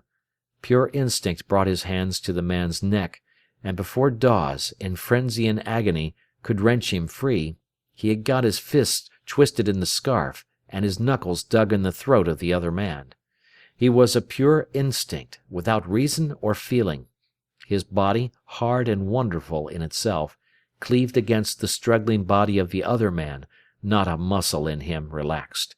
He was quite unconscious, only his body had taken upon itself to kill this other man. For himself, he had neither feeling nor reason. He lay pressed hard against his adversary, his body adjusting itself to its one pure purpose of choking the other man, resisting exactly at the right moment, with exactly the right amount of strength, the struggles of the other, silent, intent, unchanging, gradually pressing its knuckles deeper, feeling the struggles of the other body become wilder and more frenzied. Tighter and tighter grew his body, like a screw that is gradually increasing in pressure, till something breaks. Then suddenly he relaxed, full of wonder and misgiving. Dawes had been yielding. Morel felt his body flame with pain as he realized what he was doing. He was all bewildered. Dawes's struggles suddenly renewed themselves in a furious spasm. Paul's hands were wrenched, torn out of the scarf in which they were knotted, and he was flung away, helpless. He heard the horrid sound of the other's gasping, but he lay stunned. Then, still dazed, he felt the blows of the other's feet, and lost consciousness. Dawes, grunting with pain like a beast, was kicking the prostrate body of his rival. Suddenly the whistle of the train shrieked 2 fields away. He turned round and glared suspiciously. What was coming? He saw the lights of the train draw across his vision. It seemed to him people were approaching. He made off across the field into Nottingham, and dimly in his consciousness as he went, he felt on his foot the place where his boot had knocked against one of the lad's bones. The knock seemed to re-echo inside him. He hurried to get away from it. Morel gradually came to himself. He knew where he was and what had happened, but he did not want to move. He lay still, with tiny bits of snow tickling his face. It was pleasant to lie quite still. The time passed. It was the bits of snow that kept rousing him when he did not want to be roused. At last his will clicked into action. "I mustn't lie here," he said. "It's silly." But still he did not move. "I said I was going to get up," he repeated. "Why don't I?" And still it was some time before he had sufficiently pulled himself together to stir. Then gradually he got up. Pain made him sick and dazed, but his brain was clear. Reeling, he groped for his coats and got them on, buttoning his overcoat up to his ears. It was some time before he found his cap. He did not know whether his face was still bleeding. Walking blindly, every step making him sick with pain, he went back to the pond and washed his face and hands. The icy water hurt, but helped to bring him back to himself. He crawled back up the hill to the tram. He wanted to get to his mother. He must get to his mother. That was his blind intention. He covered his face as much as he could, and struggled sickly along. Continually the ground seemed to fall away from him as he walked, and he felt himself dropping with a sickening feeling into space. So, like a nightmare, he got through with the journey home. End of Part 2 of Chapter 13. Sons and Lovers by D.H. Lawrence. Chapter 13, Part 3. Everybody was in bed. He looked at himself. His face was discolored and smeared with blood, almost like a dead man's face. He washed it and went to bed. The night went by in delirium. In the morning he found his mother looking at him. Her blue eyes, they were all he wanted to see. She was there. He was in her hands. "It's not much, Mother," he said. "It was Baxter Dawes." "Tell me where it hurts you," she said quietly. I don't know. My shoulder. Say it was a bicycle accident, Mother." He could not move his arm. Presently Minnie, the little servant, came upstairs with some tea. "Your mother's nearly frightened me out of my wits. Fainted away," she said. He felt he could not bear it. His mother nursed him. He told her about it. "And now I should have done with them all," she said quietly. "I will, Mother." She covered him up. "And don't think about it," she said. "Only try to go to sleep. The doctor won't be here till 11. He had a dislocated shoulder, and the second day acute bronchitis set in. His mother was pale as death now, and very thin. She would sit and look at him, then away into space. There was something between them that neither dared mention. Clara came to see him. Afterwards he said to his mother, "She makes me tired, Mother." "Yes, I wish she wouldn't come," Mrs. Morel replied. Another day Miriam came, but she seemed almost like a stranger to him. "You know, I don't care about them, Mother," he said. "I'm afraid you don't, my son," she replied sadly. It was given out everywhere that it was a bicycle accident. Soon he was able to go to work again, but now there was a constant sickness and gnawing at his heart. He went to Clara, but there seemed as it were nobody there. He could not work. He and his mother seemed almost to avoid each other. There was some secret between them which they could not bear. He was not aware of it. He only knew that his life seemed unbalanced, as if it were going to smash into pieces. Clara did not know what was the matter with him. She realized that he seemed unaware of her. Even when he came to her, he seemed unaware of her. Always he was somewhere else. She felt she was clutching for him, and he was somewhere else. It tortured her, and so she tortured him. For a month at a time she kept him at arm's length. He almost hated her, and was driven to her in spite of himself. He went mostly into the company of men, was always at the George or the White Horse. His mother was ill, distant, quiet, shadowy. He was terrified of something. He dared not look at her. Her eyes seemed to grow darker, her face more waxen. Still she dragged about at her work. At Whitsuntide, he said he would go to Blackpool for 4 days with his friend Newton. The latter was a big, jolly fellow, with a touch of the bounder about him. Paul said his mother must go to Sheffield to stay a week with Annie, who lived there. Perhaps the change would do her good. Mrs. Morel was attending a woman's doctor in Nottingham. He said her heart and her digestion were wrong.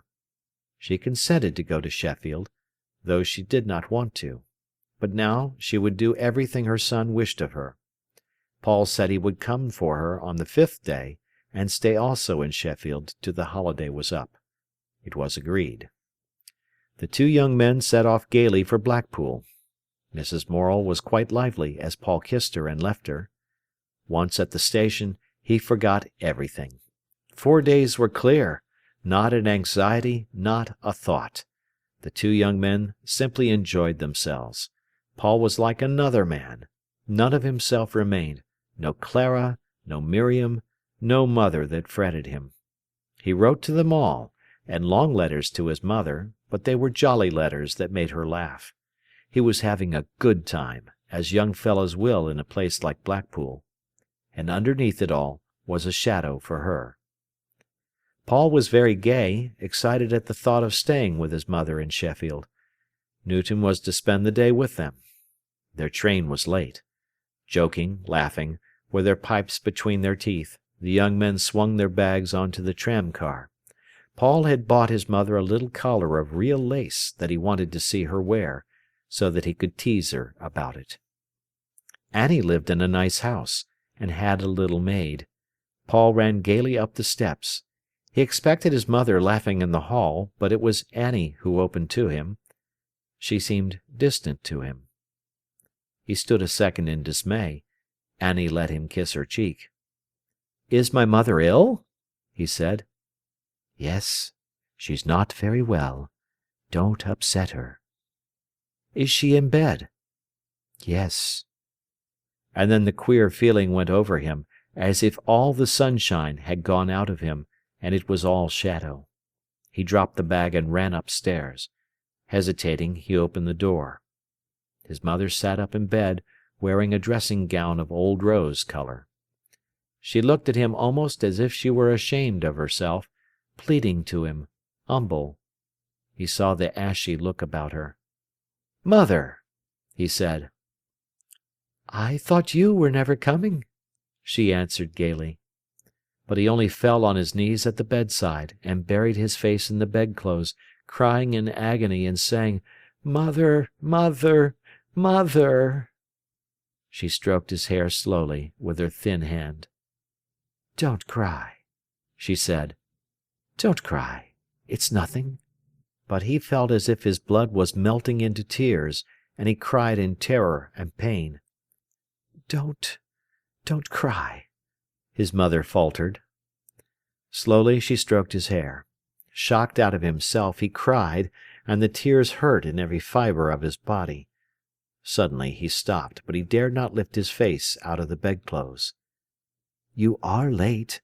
Where have you been?" his mother asked. "The train was late," he replied, muffled in the sheet. "Yes, that miserable Central. Is Newton come?" "Yes." "I'm sure you must be hungry, and they've kept dinner waiting." With a wrench he looked up at her. "What is it, mother?" he asked brutally. She averted her eyes as she answered, "Only a bit of a tumour, my boy. You needn't trouble. It's been there, the lump has, a long time." Up came the tears again.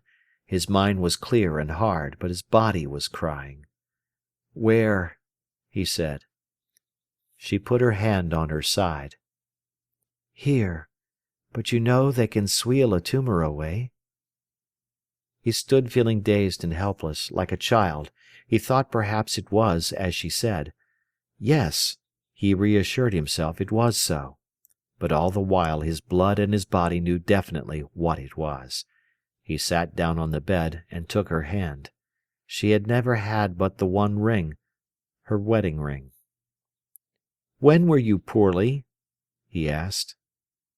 "It was yesterday it began," she answered submissively. "Pains?" "Yes, but not more than I've often had at home. I believe Dr. Ansell is an alarmist." "You ought not to have travelled alone," he said, to himself more than to her. "As if that had anything to do with it," she answered quickly. They were silent for a while. "Now go and have your dinner," she said. "You must be hungry." "Have you had yours?" "Yes, a beautiful soul I had. Annie is good to me." They talked a little while, then he went downstairs. He was very white and strained. Newton sat in miserable sympathy. After dinner he went into the scullery to help Annie to wash up. The little maid had gone on an errand. "Is it really a tumour?" he asked. Annie began to cry again. The pain she had yesterday, I never saw anybody suffer like it," she cried. "Leonard ran like a madman for Dr. Ansell, and when she got to bed she said to me, 'Annie, look at this lump on my side. I wonder what it is.' And there I looked, and I thought I should have dropped. Paul, as true as I'm here, it's a lump as big as my double fist. I said, 'Good gracious, mother, whenever did that come?' 'Why, child,' she said, 'it's been there a long time.' I thought I should have died, our Paul, I did. She's been having these pains for months at home, and nobody looking after her." The tears came to his eyes, then dried suddenly. "But she's been attending the doctor in Nottingham, and she never told me," he said. "If I'd have been at home," said Annie, "I should have seen for myself." He felt like a man walking in unrealities. In the afternoon he went to see the doctor. The latter was a shrewd, lovable man. "But what is it?" he said. The doctor looked at the young man, then knitted his fingers. "It may be a large tumour which is formed in the membrane," he said slowly, "and which we may be able to make go away." "Can't you operate?" asked Paul. "Not there," replied the doctor. "Are you sure?" "Quite." Paul meditated a while. "Are you sure it's a tumour?" he asked. "Why didn't Dr. Jameson in Nottingham never find out anything about it? She's been going to him for weeks, and he's treated her for heart and indigestion." "Mrs. Morel never told Dr. Jameson about the lump," said the doctor. "And do you know it's a tumour?" "No, I am not sure." "What else might it be? You asked my sister if there was cancer in the family. Might it be cancer?" "I don't know." "And what shall you do?" "I should like an examination with Dr. Jameson." "Then have one." "You must arrange about that. His fee wouldn't be less than 10 guineas to come here from Nottingham." "When would you like him to come?" "I will call in this evening, and we will talk it over." Paul went away, biting his lip. His mother could come downstairs for tea, the doctor said. Her son went upstairs to help her. She wore the old rose dressing-gown that Leonard had given Annie, and, with a little colour in her face, was quite young again. "You look quite pretty in that," he said. "Yes, they make me so fine, I hardly know myself," she answered. But when she stood up to walk, the colour went. Paul helped her, half carrying her. At the top of the stairs she was gone. He lifted her up and carried her quickly downstairs, laid her on the couch. She was light and frail. Her face looked as if she were dead, with blue lips shut tight. Her eyes opened, her blue unfailing eyes, and they looked at him pleadingly, almost wanting him to forgive her. He held brandy to her lips, but her mouth would not open. All the time she watched him lovingly. She was only sorry for him. The tears ran down his face without ceasing, but not a muscle moved. He was intent on getting a little brandy between her lips. Soon she was able to swallow a teaspoonful. She lay back, so tired. The tears continued to run down his face. "But," she panted, "it'll go off. Don't cry." "I'm not doing," he said. After a while she was better again. He was kneeling beside the couch. They looked into each other's eyes. "I don't want you to make a trouble of it," she said. "No, mother. You'll have to be quite still, and then you'll get better soon." But he was white to the lips, and their eyes as they looked at each other understood. Her eyes were so blue, such a wonderful forget-me-not blue. He felt as if only they had been of a different colour he could have borne it better. His heart seemed to be ripping slowly in his breast. He kneeled there, holding her hand, and neither said anything. Then Annie came in. "Are you all right?" she murmured timidly to her mother. "Of course," said Mrs. Morel. Paul sat down and told her about Blackpool. She was curious. A day or two after, he went to see Dr. Jameson in Nottingham to arrange for a consultation. Paul had practically no money in the world, but he could borrow. His mother had been used to go to the public consultation on Saturday morning, when she could see the doctor for only a nominal sum. Her son went on the same day. The waiting room was full of poor women, who sat patiently on a bench around the wall. Paul thought of his mother, in her little black costume, sitting waiting likewise. The doctor was late. The women all looked rather frightened. Paul asked the nurse in attendance if he could see the doctor immediately he came. It was arranged so. The women sitting patiently round the walls of the room eyed the young men curiously. At last the doctor came. He was about 40, good-looking, brown-skinned. His wife had died, and he, who had loved her, had specialized on women's ailments. Paul told his name and his mother's. The doctor did not remember. "Number 46M," said the nurse, and the doctor looked up the case in his book. "There is a big lump that may be a tumour," said Paul, "but Dr. Ansell was going to write you a letter." "Ah, yes," replied the doctor, drawing the letter from his pocket. He was very friendly, affable, busy, kind. He would come to Sheffield the next day. "What is your father?" he asked. "He is a coal miner," replied Paul. "Not very well off, I suppose." "This I see after this," said Paul. "And you?" smiled the doctor. "I am a clerk in Jordan's appliance factory." The doctor smiled at him. "Ah, to go to Sheffield," he said, putting the tips of his fingers together and smiling with his eyes. 8 guineas? "Thank you," said Paul, flushing and rising. "And you'll come tomorrow?" "Tomorrow? Sunday? Yes. Can you tell me about what time there is a train in the afternoon?" "There is a Central, gets in at 4:15. "And will be there any way of getting up to the house? Shall I have to walk?" The doctor smiled. "There is the tram," said Paul, "the Western Park tram." The doctor made a note of it. "Thank you," he said, and shook hands. Then Paul went on home to see his father, who was left in the charge of Minnie. Walter Morel was getting very grey now. Paul found him digging in the garden. He had written him a letter. He shook hands with his father. "Hello, son! Thou hast landed, then?" said the father. "Yes," replied the son, "but I'm going back tonight." "Arter, beguy!" exclaimed the collier. "And hast her eaten out?" "No." "That's just like thee," said Morel. "Come thy ways in." The father was afraid of the mention of his wife.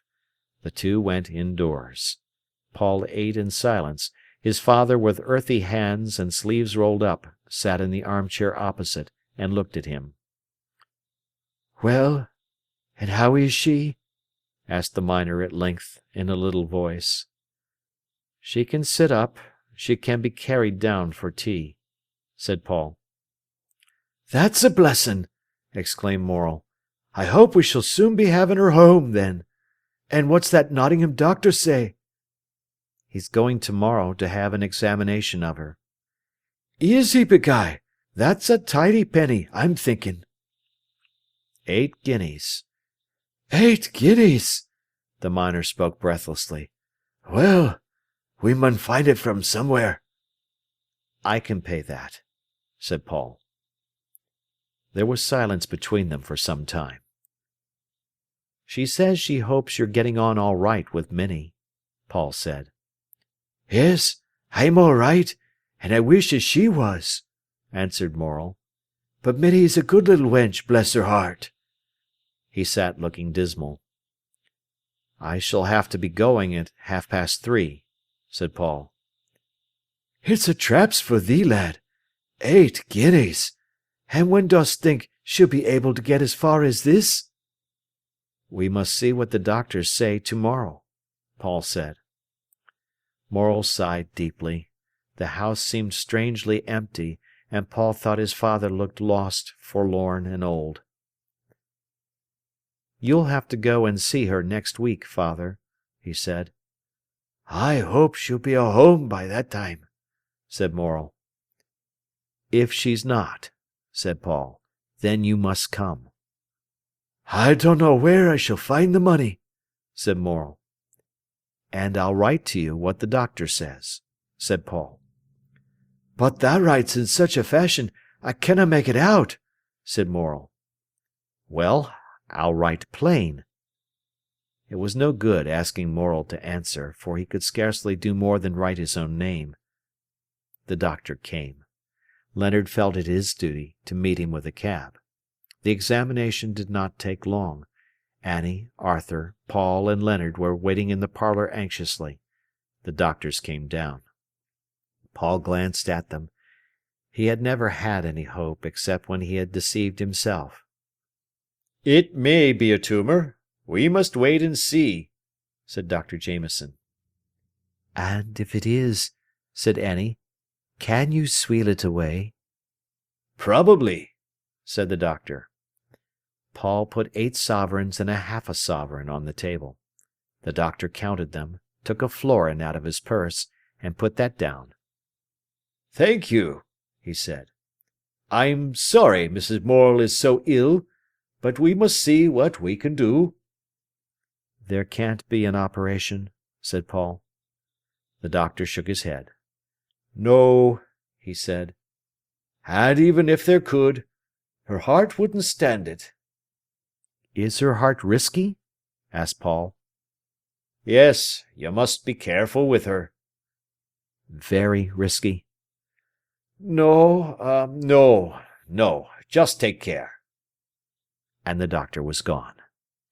Then Paul carried his mother downstairs. She lay simply, like a child, but when he was on the stairs, she put her arms round his neck, clinging. "I'm so frightened of these beastly stairs," she said. And he was frightened too. He would let Leonard do it another time. He felt he could not carry her. "He thinks it's only a tumour," cried Annie to her mother, "and he can sweal it away." "I knew he could," protested Mrs. Morel scornfully. She pretended not to notice that Paul had gone out of the room. He sat in the kitchen, smoking. Then he tried to brush some grey ash off his coat. He looked again. It was one of his mother's grey hairs. It was so long. He held it up, and it drifted into the chimney. He let go. The long grey hair floated and was gone in the blackness of the chimney. The next day he kissed her before going back to work. It was very early in the morning, and they were alone. "You won't fret, my boy," she said. "No, mother." "No, it would be silly. And take care of yourself." "Yes," he answered. Then, after a while, "And I shall come next Saturday, and shall bring my father?" "I suppose he wants to come," she replied. "At any rate, if he does, you'll have to let him." He kissed her again, and stroked the hair from her temples, gently, tenderly, as if she were a lover. "Shan't you be late?" she murmured. "I'm going," he said, very low. Still he sat a few minutes, stroking the brown and grey hair from her temples. "And you won't be any worse, mother?" "No, my son." "You promise me?" "Yes, I won't be any worse." He kissed her, held her in his arms for a moment, and was gone. In the early sunny morning he ran to the station, crying all the way, he did not know what for, and her blue eyes were wide and staring as she thought of him. In the afternoon he went a walk with Clara. They sat in the little wood where bluebells were standing. He took her hand. "You'll see," he said to Clara. "She'll never be better." "Oh, you don't know," replied the other. "I do," he said. She caught him impulsively to her breast. "Try and forget it, dear," she said. "Try and forget it." "I will," he answered. Her breast was there, warm for him. Her hands were in his hair. It was comforting, and he held his arms round her. But he did not forget. He only talked to Clara of something else. And it was always so. When she felt it coming, the agony, she cried to him, "Don't think of it, Paul! Don't think of it, my darling!" And she pressed him to her breast, rocked him, soothed him like a child. So he put the trouble aside for her sake, to take it up again immediately he was alone. All the time, as he went about, he cried mechanically. His mind and hands were busy. He cried, he did not know why. It was his blood weeping. He was just as much alone whether he was with Clara or with the men in the White Horse. Just himself and this pressure inside him. That was all that existed. He read sometimes. He had to keep his mind occupied. And Clara was a way of occupying his mind. On the Saturday, Walter Morel went to Sheffield. He was a forlorn figure, looking rather as if nobody owned him. Paul ran upstairs. "My father's come," he said, kissing his mother. "Has he?" she answered wearily. The old collier came rather frightened into the bedroom. "How dun I find thee, lass?" he said, going forward and kissing her in a hasty, timid fashion. "Well, I'm middlin'," she replied. "I see thou art," he said. He stood looking down on her. Then he wiped his eyes with his handkerchief. Helpless, and as if nobody owned him, he looked. "Have you gone on all right?" asked the wife, rather wearily, as if it were an effort to talk to him. "Yis," he answered. "'Er's a bit behindhand now and again, as yer might expect." "Does she have your dinner ready?" asked Mrs. Morel. "Well, I've had to shout at her once or twice," he said. "And you must shout at her if she's not ready. She will leave things to the last minute." She gave him a few instructions. He sat looking at her as if she were almost a stranger to him, before whom he was awkward and humble, and also as if he had lost his presence of mind and wanted to run. This feeling that he wanted to run away, that he was on thorns to be gone from so trying a situation, and yet must linger because it looked better, made his presence so trying. He put up his eyebrows for misery, and clenched his fists on his knees, feeling so awkward in presence of big trouble. Mrs. Morel did not change much. She stayed in Sheffield for 2 months. If anything, at the end she was rather worse, but she wanted to go home. Annie had her children. Mrs. Morel wanted to go home. So they got a motor car from Nottingham, for she was too ill to go by train, and she was driven through the sunshine. It was just August. Everything was bright and warm. Under the blue sky they could all see she was dying. Yet she was jollier than she had been for weeks. They all laughed and talked. "Annie," she exclaimed, "I saw a lizard dart on that rock." Her eyes were so quick. She was still so full of life. Morel knew she was coming. He had the front door open. Everybody was on tiptoe. Half the street turned out. They heard the sound of the great motor car. Mrs. Morel, smiling, drove home down the street. "And just look at them all come out to see me," she said. "But there, I suppose I should have done the same. How do you do, Mrs. Matthews? How are you, Mrs. Harrison?" They none of them could hear, but they saw her smile and nod, and they all saw death on her face, they said. It was a great event in the street. Morel wanted to carry her indoors, but he was too old.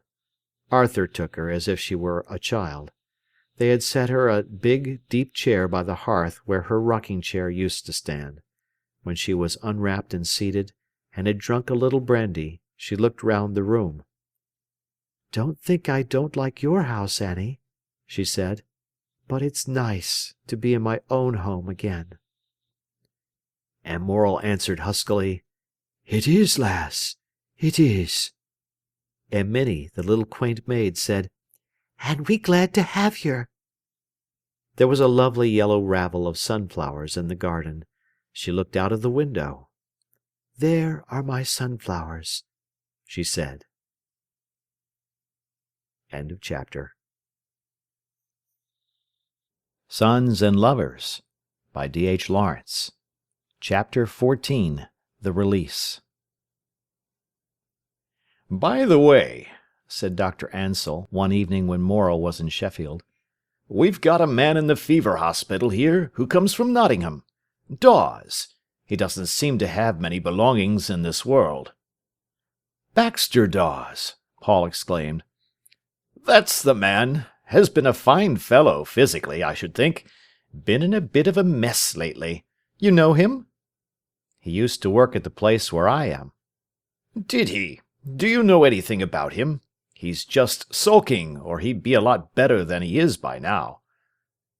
"I don't know anything of his home circumstances, except that he's separated from his wife and has been a bit down, I think. But tell him about me, will you? Tell him I'll come and see him." The next time Morel saw the doctor, he said, "And what about Dawes?" "I said to him," answered the other, "Do you know a man from Nottingham named Morel?" And he looked at me as if he'd jump at my throat. So I said, "I see you know the name. It's Paul Morel." Then I told him about your saying you would go and see him.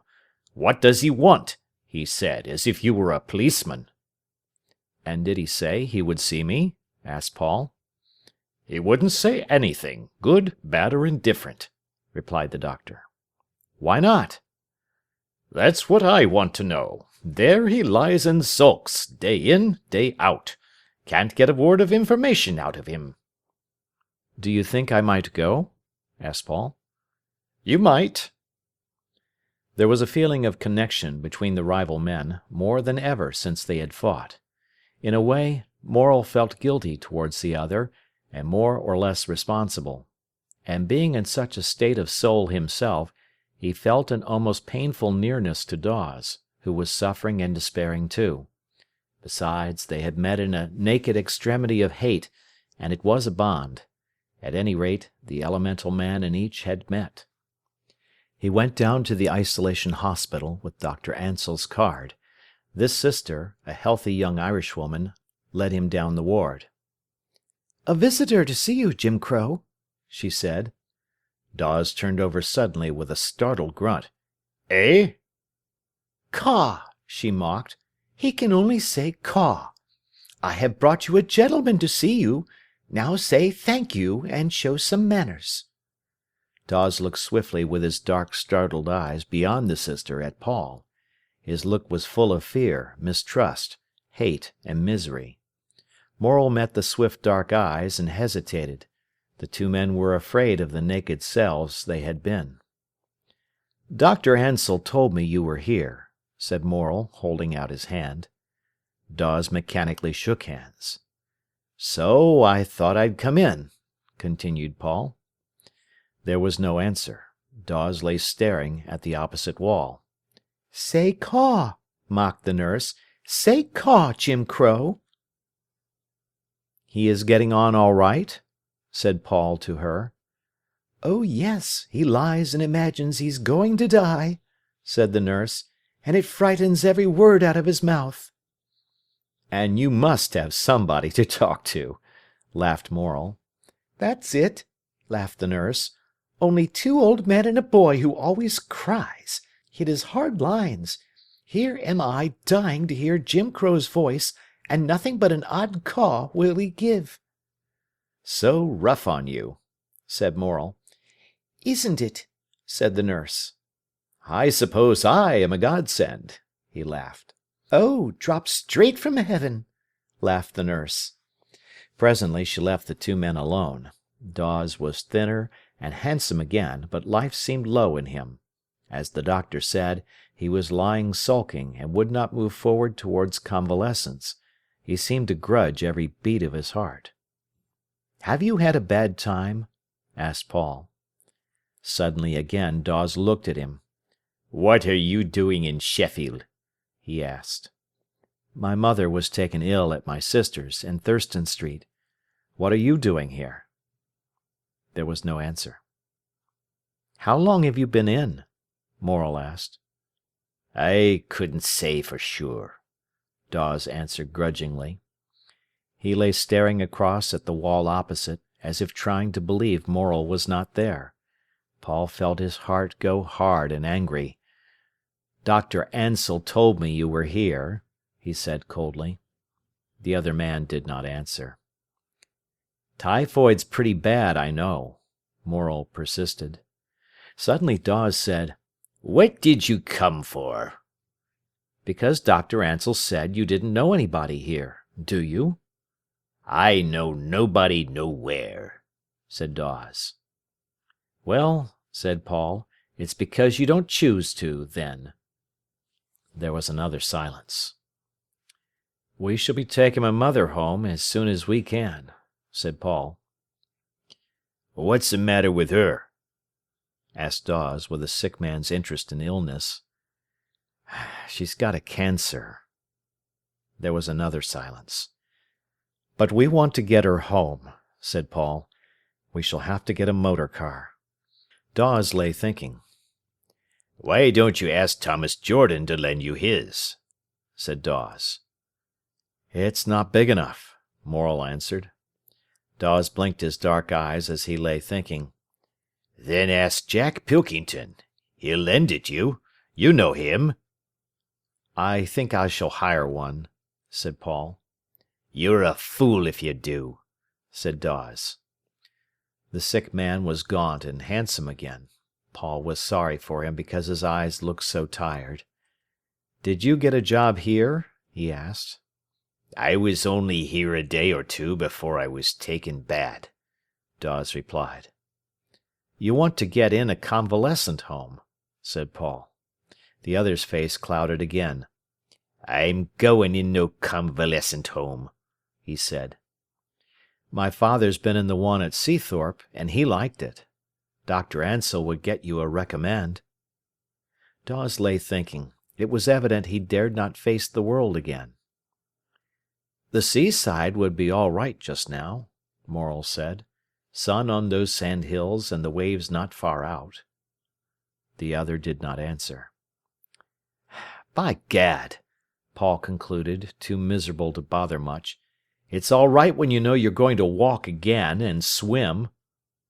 Dawes glanced at him quickly. The man's dark eyes were afraid to meet any other eyes in the world, but the real misery and helplessness in Paul's tone gave him a feeling of relief. "Is she far gone?" he asked.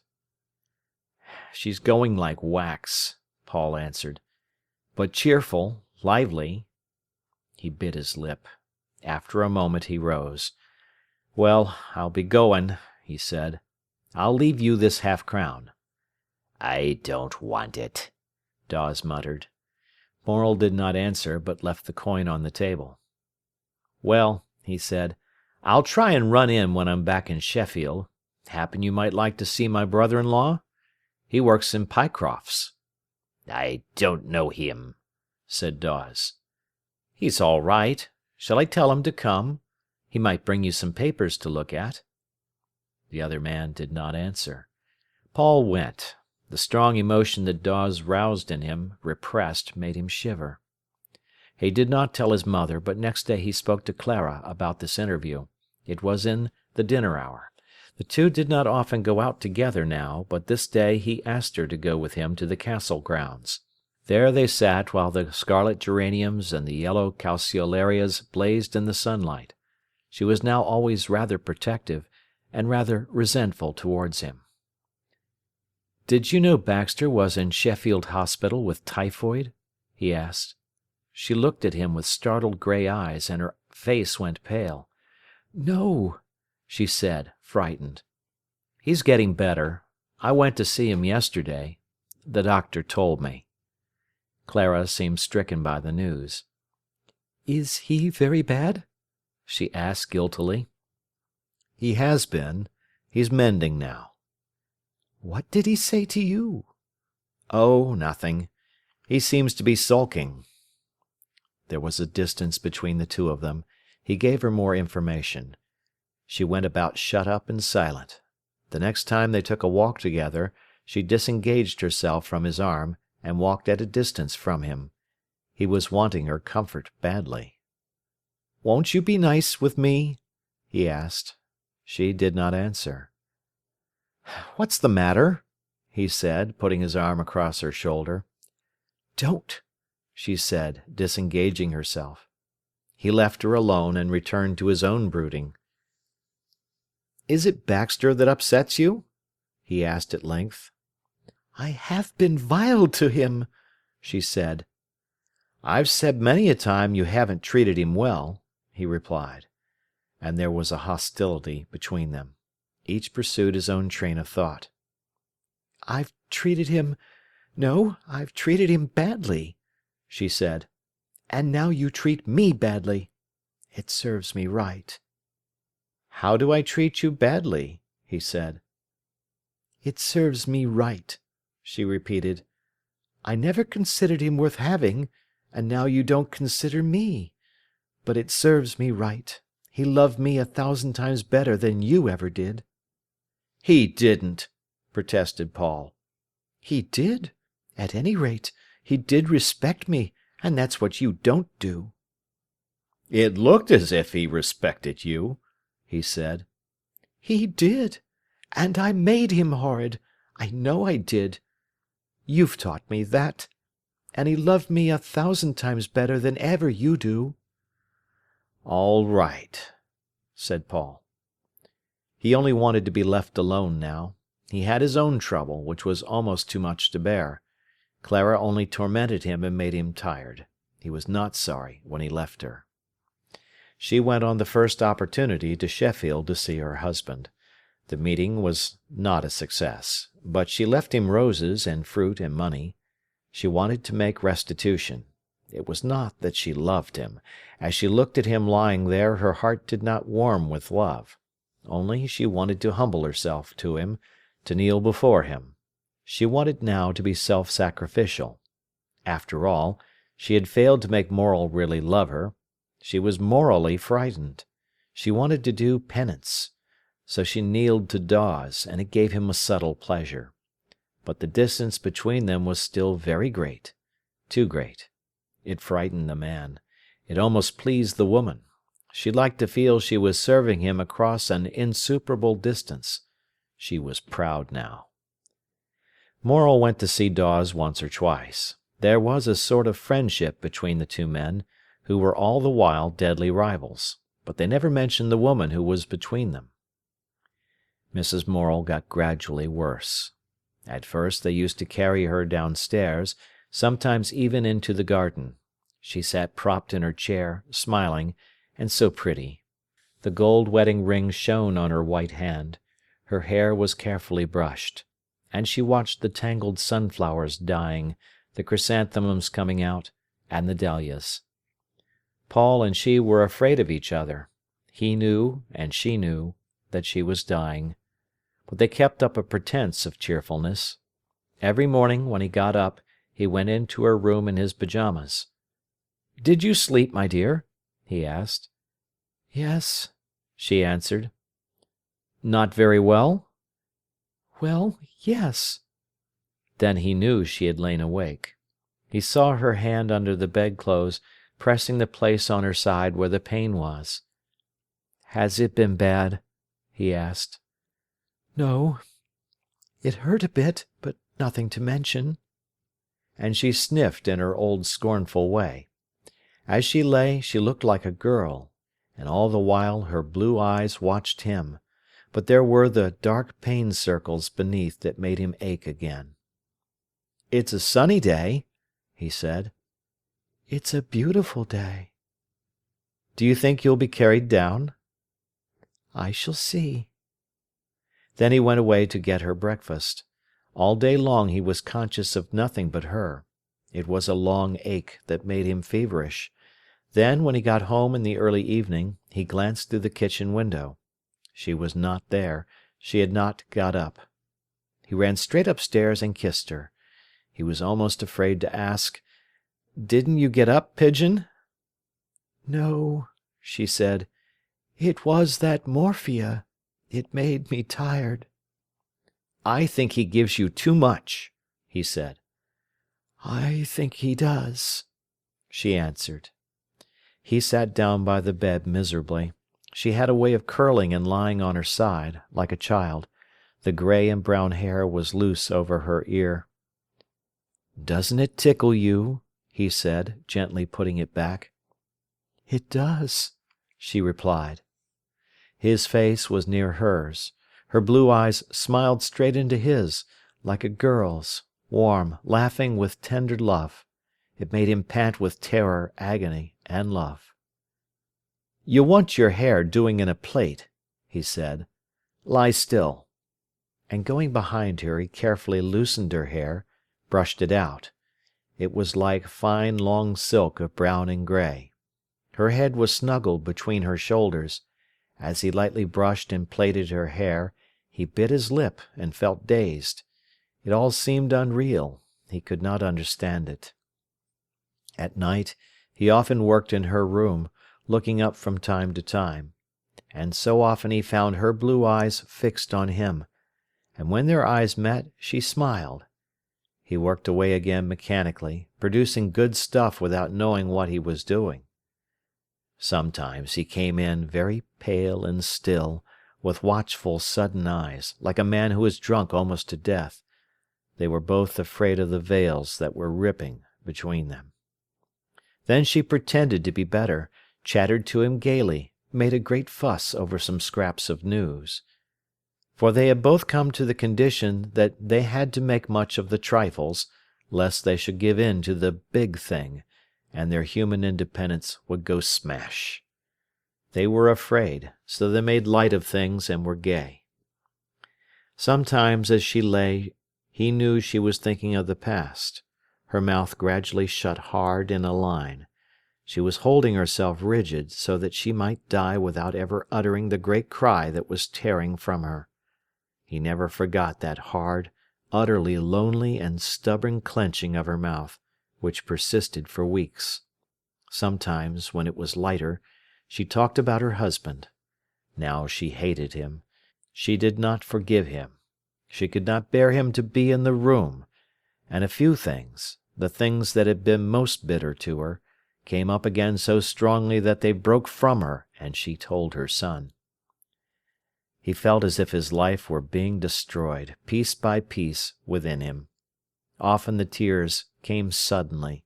He ran to the station, the teardrops falling on the pavement. Often he could not go on with his work. The pen stopped writing.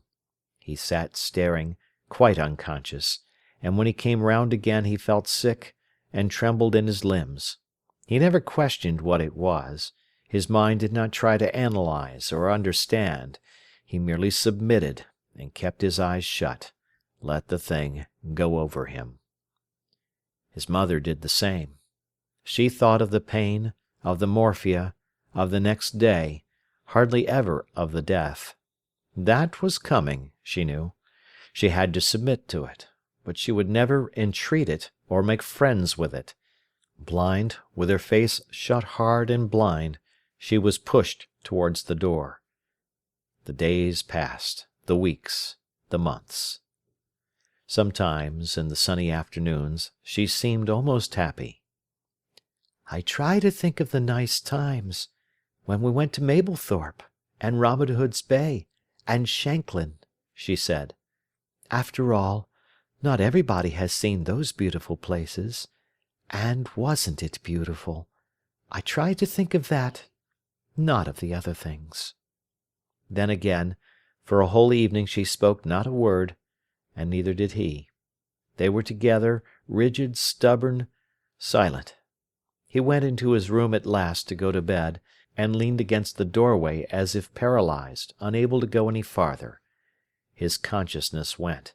A furious storm, he knew not what, seemed to ravage inside him. He stood leaning there, submitting, never questioning. In the morning they were both normal again, though her face was grey with the morphia, and her body felt like ash. But they were bright again, nevertheless. Often, especially if Annie or Arthur were at home, he neglected her. He did not see much of Clara. Usually he was with men. He was quick and active and lively. But when his friends saw him go white to the gills, his eyes dark and glittering, they had a certain mistrust of him. Sometimes he went to Clara, but she was almost cold to him. "Take me," he said simply. Occasionally she would, but she was afraid. When he had her then, there was something in it that made her shrink away from him, something unnatural. She grew to dread him. He was so quiet, yet so strange. She was afraid of the man who was not there with her, whom she could feel behind this make-believe lover, somebody sinister that filled her with horror. She began to have a kind of horror of him. It was almost as if he were a criminal. He wanted her, he had her, and it made her feel as if death itself had her in its grip. She lay in horror. There was no man there loving her. She almost hated him. Then came little bouts of tenderness, but she dared not pity him. Dawes had come to Colonel Seely's home near Nottingham. There Paul visited him sometimes, Clara very occasionally. Between the two men the friendship developed peculiarly. Dawes, who mended very slowly and seemed very feeble, seemed to leave himself in the hands of Morel. In the beginning of November, Clara reminded Paul that it was her birthday. "I'd nearly forgotten," he said. "I'd thought quite," she replied. "No. Shall we go to the seaside for the week-end?" They went. It was cold and rather dismal. She waited for him to be warm and tender with her, instead of which he seemed hardly aware of her. He sat in the railway carriage, looking out, and was startled when she spoke to him. He was not definitely thinking. Things seemed as if they did not exist. She went across to him. "What is it, dear?" she asked. "Nothing," he said. "Don't those windmill sails look monotonous?" He sat holding her hand. He could not talk nor think. It was a comfort, however, to sit holding her hand. She was dissatisfied and miserable. He was not with her. She was nothing. And in the evening they sat among the sandhills, looking at the black, heavy sea. "She will never give in," he said quietly. Clara's heart sank. "No," she replied. "There are different ways of dying. My father's people are frightened, and have to be hauled out of life into death like cattle into a slaughter-house, pulled by the neck. But my mother's people are pushed from behind, inch by inch. They are stubborn people, and won't die." "Yes," said Clara. "And she won't die. She can't. Mr. Renshaw, the parson, was in the other day. 'Think,' he said to her, 'you will have your mother and father and your sisters and your son in the other land.' And she said, 'I have done without them for a long time and can do without them now. It is the living I want, not the dead.' She wants to live even now." "Oh, how horrible!" said Clara, too frightened to speak. "And she looks at me, and she wants to stay with me," he went on monotonously. "She's got such a will, it seems as if she would never go. Never." "Don't think of it!" cried Clara. "And she was religious. She is religious now, but it is no good. She simply won't give in. And do you know, I said to her on Thursday, 'Mother, if I had to die, I'd die. I'd will to die.' And she said to me, sharp, 'Do you think I haven't? Do you think you can die when you like?'" His voice ceased. He did not cry, only went on speaking monotonously. Clara wanted to run. She looked round. There was the black, re-echoing shore, the dark sky down on her. She got up terrified. She wanted to be where there was light, where there were other people.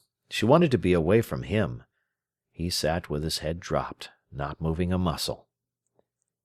"And I don't want her to eat," he said, "and she knows it.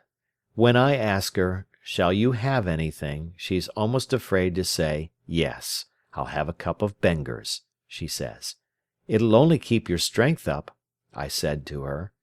Yes, and she almost cried, but there's such a gnawing when I eat nothing, I can't bear it. So I went and made her the food. It's the cancer that gnaws like that at her. I wish she'd die." "Come," said Clara roughly. "I'm going."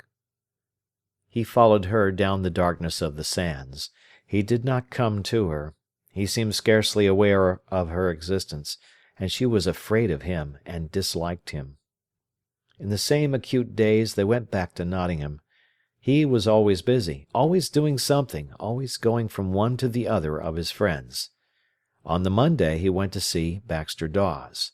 Listless and pale, the man rose to greet the other, clinging to his chair as he held out his hand. "You shouldn't get up," said Paul. Dawes sat down heavily, eyeing Morel with a sort of suspicion.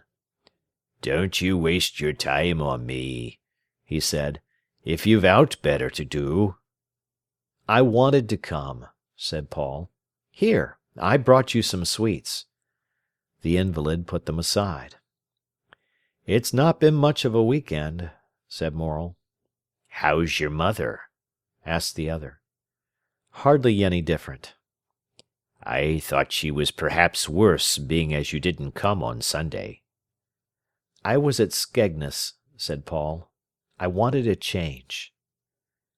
The other looked at him with dark eyes. He seemed to be waiting, not quite daring to ask, trusting to be told. "I went with Clara," said Paul. "I knew as much," said Dawes quietly. "It was an old promise," said Paul. "You have it your own way," said Dawes. This was the first time Clara had been definitely mentioned between them. "Nay," said Morel slowly. "She's tired of me." Again Dawes looked at him. "Since August she's been getting tired of me," Morel repeated. The two men were very quiet together. Paul suggested a game of draughts. They played in silence. "I shall go abroad when my mother's dead," said Paul. "Abroad?" repeated Dawes. "Yes, I don't care what I do." They continued the game. Dawes was winning. "I shall have to begin a new start of some sort," said Paul. "And you as well, I suppose." He took one of Dawes's pieces. "I dunno where," said the other. "Things have to happen," Morel said. "It's no good doing anything, at least. No, I don't know. Give me some toffee." The two men ate sweets and began another game of draughts. "What made that scar on your mouth?" asked Dawes. Paul put his hand hastily to his lips and looked over the garden. "I had a bicycle accident," he said. Dawes's hand trembled as he moved the piece. "You shouldn't ha' laughed at me," he said, very low. "When?" "That night on Woodborough Road, when you and her passed me, you with your hand on her shoulder." "I never laughed at you," said Paul. Dawes kept his fingers on the draught piece. "I never knew you were there till the very second when you passed," said Morel. "It was that as did me," Dawes said, very low. Paul took another sweet. "I never laughed," he said, "except as I'm always laughing." They finished the game. That night Morel walked home from Nottingham in order to have something to do. The furnaces flared in a red blotch over Bulwell. The black clouds were like a low ceiling. As he went along the 10 miles of high road, he felt as if he were walking out of life, between the black levels of the sky and the earth. but at the end was only the sick room. If he walked and walked forever, there was only that place to come to. He was not tired when he got near home, or he did not know it. Across the field he could see the red firelight leaping in her bedroom window. "When she's dead," he said to himself, "that fire will go out." He took off his boots quietly and crept upstairs. His mother's door was wide open, because she slept alone still. The red firelight dashed its glow on the landing. Soft as a shadow, he peeped in her doorway. "Paul," she murmured. His heart seemed to break again. He went in and sat by the bed. "How late you are," she murmured. "Not very," he said. "Why? What time is it?" The murmur came plaintive and helpless. "It's only just gone 11." That was not true. It was nearly 1 o'clock. "Oh," she said, "I thought it was later." And he knew the unutterable misery of her nights that would not go. "Can't you sleep, my pigeon?" he said. "No, I can't," she wailed. "Never mind, little," he said, crooning. "Never mind, my love. I'll stop with you half an hour, my pigeon, then perhaps it will be better." And he sat by the bedside, slowly, rhythmically stroking her brows with his finger-tips, stroking her eyes shut, soothing her, holding her fingers in his free hand. They could hear the sleepers breathing in the other rooms. "Now go to bed," she murmured, lying quite still under his fingers and his love. "Will you sleep?" he asked. "Yes, I think so." "You feel better, my little, don't you?" "Yes," she said, like a fretful, half-soothed child. Still the days and the weeks went by. He hardly ever went to see Clara now, but he wandered restlessly from one person to another for some help, and there was none anywhere. Miriam had written to him tenderly. He went to see her. Her heart was very sore when she saw him, white, gaunt, with his eyes dark and bewildered. Her pity came up, hurting her till she could not bear it. "How is she?" she asked. The same," he said. "The doctor says she can't last, but I know she will. She'll be here at Christmas." End of Part 1 of Chapter 14. Sons and Lovers by D.H. Lawrence. Chapter 14, Part 2. Miriam shuddered. She drew him to her. She pressed him to her bosom. She kissed him and kissed him. He submitted, but it was torture. She could not kiss his agony. That remained alone and apart. She kissed his face and roused his blood, while his soul was apart writhing with the agony of death. And she kissed him and fingered his body, till at last, feeling he would go mad, he got away from her. It was not what he wanted just then, not that, and she thought she had soothed him and done him good. December came, and some snow. He stayed at home all the while now. They could not afford a nurse. Annie came to look after her mother. The parish nurse, whom they loved, came in morning and evening. Paul shared the nursing with Annie. Often, in the evenings, when friends were in the kitchen with them, they all laughed together and shook with laughter. It was reaction. Paul was so comical. Annie was so quaint. The whole party laughed till they cried, trying to subdue the sound, and Mrs. Morel, lying alone in the darkness, heard them, and among her bitterness was a feeling of relief. Then Paul would go upstairs gingerly, guiltily, to see if she had heard. "Shall I give you some milk?" he asked. "A little," she replied plaintively. And he would put some water with it, so that it should not nourish her, yet he loved her more than his own life. She had morphia every night, and her heart got fitful. Annie slept beside her. Paul would go in the early morning, when his sister got up. His mother was wasted and almost ashen in the morning with the morphia. Darker and darker grew her eyes, all pupil with the torture. In the mornings the weariness and ache were too much to bear, yet she could not, would not, weep, or even complain much. "You slept a bit later this morning, little one," he would say to her. "Did I?" she answered with fretful weariness. "Yes, it's nearly 8 o'clock." He stood looking out of the window. The whole country was bleak and pallid under the snow. Then he felt her pulse. There was a strong stroke and a weak one, like a sound and its echo. That was supposed to betoken the end. She let him feel her wrist, knowing what he wanted. Sometimes they looked in each other's eyes. Then they almost seemed to make an agreement. It was almost as if he were agreeing to die also.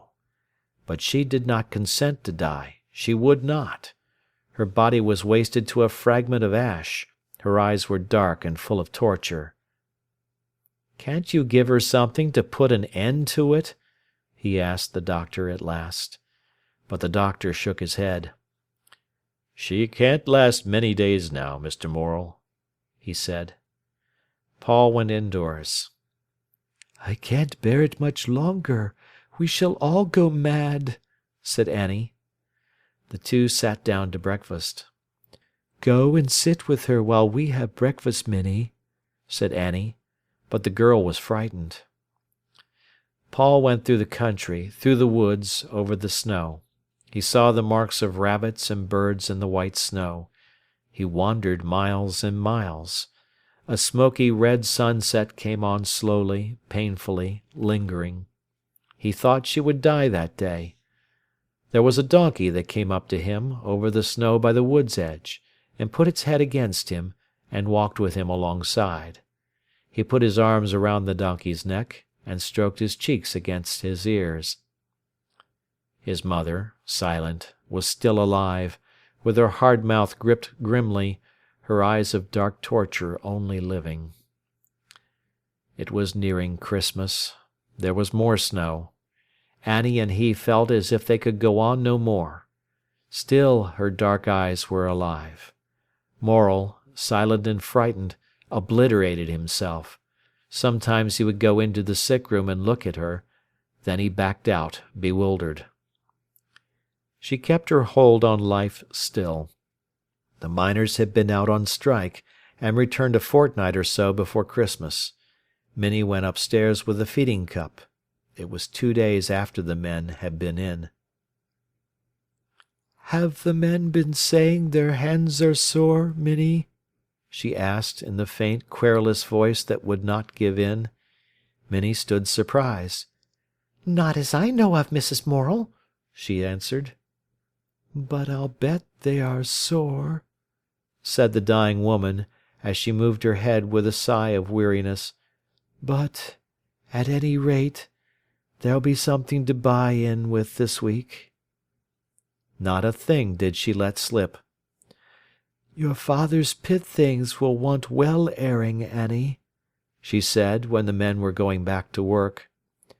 "Don't you bother about that, my dear," said Annie. One night Annie and Paul were alone. Nurse was upstairs. "She'll live over Christmas," said Annie. They were both full of horror. "She won't," he replied grimly. "I shall give her morphia." "Which?" said Annie. "All that came from Sheffield," said Paul. "Aye, do," said Annie. The next day he was painting in the bedroom. She seemed to be asleep. He stepped softly backwards and forwards at his painting. Suddenly her small voice wailed, "Don't walk about, Paul." He looked round. Her eyes, like dark bubbles in her face, were looking at him. "No, my dear," he said gently. Another fibre seemed to snap in his heart. That evening he got all the morphia pills there were and took them downstairs. Carefully he crushed them to powder.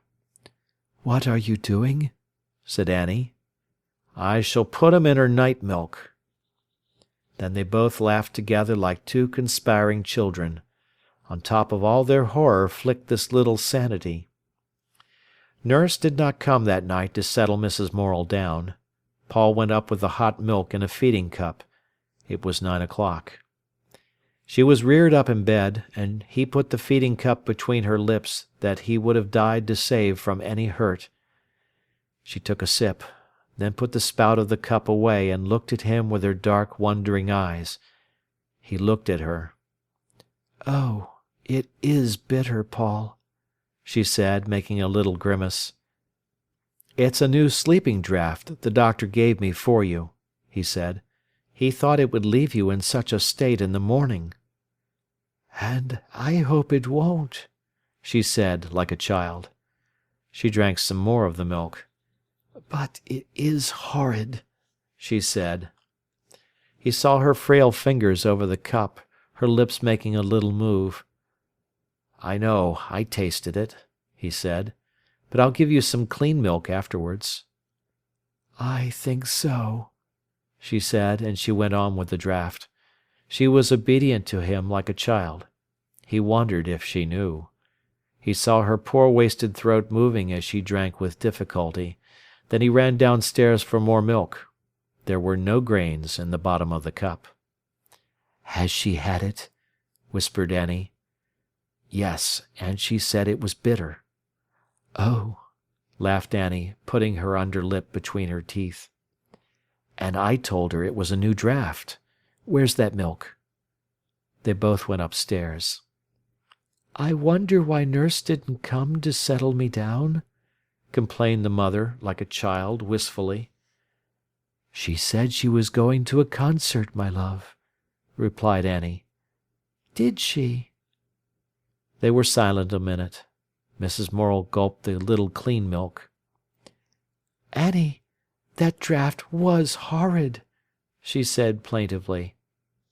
"Was it, my love? Well, never mind." The mother sighed again with weariness. Her pulse was very irregular. "Let us settle you down," said Annie. "Perhaps nurse will be so late." "Aye," said the mother. "Try." They turned the clothes back. Paul saw his mother like a girl curled up in her flannel nightdress. Quickly they made one half of the bed, moved her, made the other, straightened her nightgown over her small feet, and covered her up. "There," said Paul, stroking her softly. "There, now you'll sleep." "Yes," she said. "I didn't think you could do the bed so nicely," she added, almost gaily. Then she curled up, with her cheek on her hand, her head snug between her shoulders. Paul put the long, thin plait of grey hair over her shoulder, and kissed her. "You'll sleep, my love," he said. "Yes," she answered trustfully. "Good night." They put out the light, and it was still. Morel was in bed. Nurse did not come. Annie and Paul came to look at her at about 11. She seemed to be sleeping as usual after her draught. Her mouth had come a bit open. "Shall we sit up?" said Paul. "I shall lie with her as I always do," said Annie. "She might wake up." "All right. And call me if you see any difference." "Yes." They lingered before the bedroom fire, feeling the night big and black and snowy outside, their two selves alone in the world. At last he went into the next room and went to bed. He slept almost immediately, but kept waking every now and again. Then he went sound asleep. He started awake at Annie's whispered, "Paul, Paul." He saw his sister in her white nightdress, with her long plait of hair down her back, standing in the darkness. "Yes," he whispered, sitting up. "Come and look at her." He slipped out of bed. A bud of gas was burning in the sick chamber. His mother lay with her cheek on her hand, curled up as she had gone to sleep. But her mouth had fallen open, and she breathed with great, hoarse breaths, like snoring, and there were long intervals between. "She's going," he whispered. "Yes," said Annie. How long has she been like it? I only just woke up. Annie huddled into the dressing gown. Paul wrapped himself in a brown blanket. It was 3 o'clock. He mended the fire. Then the two sat waiting. The great snoring breath was taken, held a while, then given back.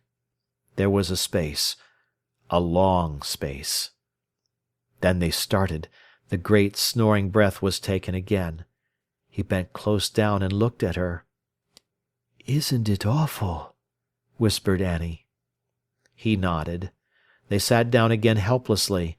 Again came the great snoring breath. Again they hung suspended. Again it was given back, long and harsh. The sound, so irregular, at such wide intervals, sounded through the house. Morel, in his room, slept on. Paul and Annie sat crouched, huddled, motionless. The great snoring sound began again. There was a painful pause while the breath was held. Back came the rasping breath. Minute after minute passed. Paul looked at her again, bending low over her. "She may last like this," he said. They were both silent. He looked out of the window and could faintly discern the snow on the garden. "You go to my bed," he said to Annie. "I'll sit up." "No," she said. "I'll stop with you." "I'd rather you didn't," he said. At last Annie crept out of the room and he was alone. He hugged himself in his brown blanket, crouched in front of his mother, watching. She looked dreadful, with the bottom jaw fallen back. He watched. Sometimes he thought the great breath would never begin again. He could not bear it, the waiting. Then suddenly, startling him, came the great harsh sound. He mended the fire again, noiselessly. She must not be disturbed. The minutes went by. The night was going, breath by breath. Each time the sound came he felt it wring him, till at last he could not feel so much. His father got up. Paul heard the miner drawing his stockings on, yawning.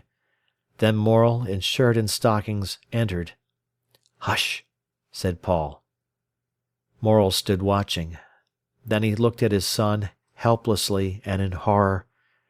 "Had I better stop a home?" he whispered. "No, go to work. She'll last through tomorrow." "I don't think so." "Yes, go to work." The miner looked at her again, in fear, and went obediently out of the room. Paul saw the tape of his garters swinging against his legs. After another half-hour Paul went downstairs and drank a cup of tea, then returned. Morel, dressed for the pit, came upstairs again. "Am I to go?" he said. "Yes." And in a few minutes Paul heard his father's heavy steps go thudding over the deadening snow. Miners called in the streets as they tramped in gangs to work. The terrible, long-drawn breaths continued. Heave, heave, heave. And then a long pause, then ah, as it came back. Far away over the snow sounded the hooters of the ironworks.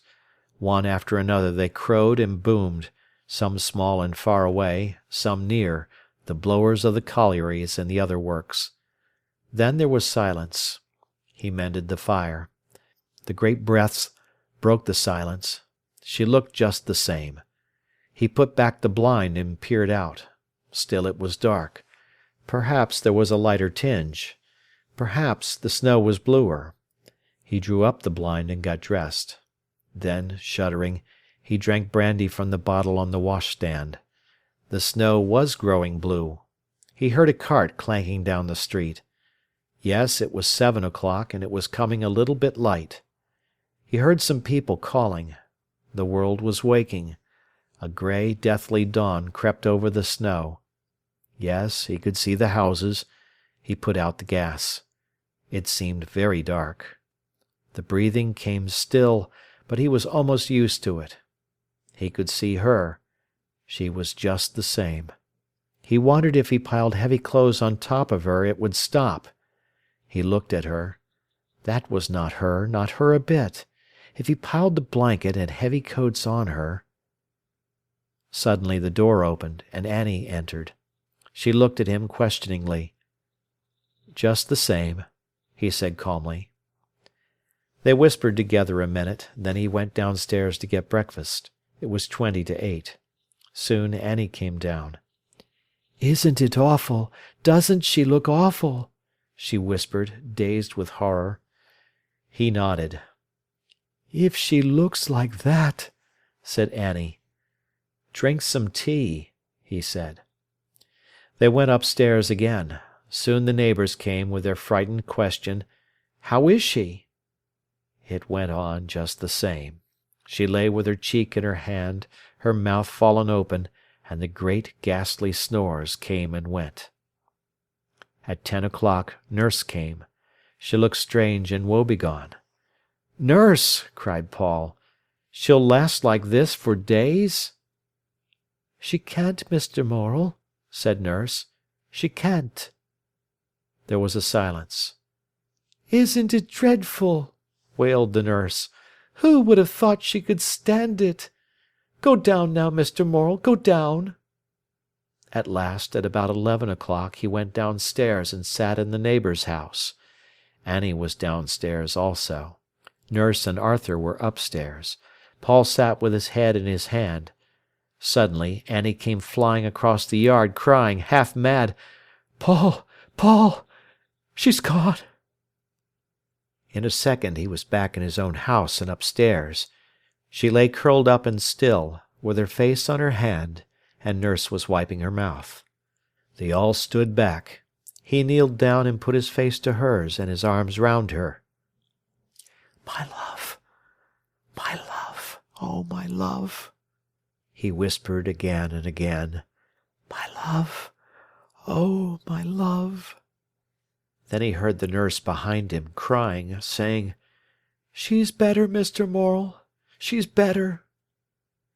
When he took his face up from his warm dead mother, he went straight downstairs and began blacking his boots. There was a good deal to do, letters to write, and so on.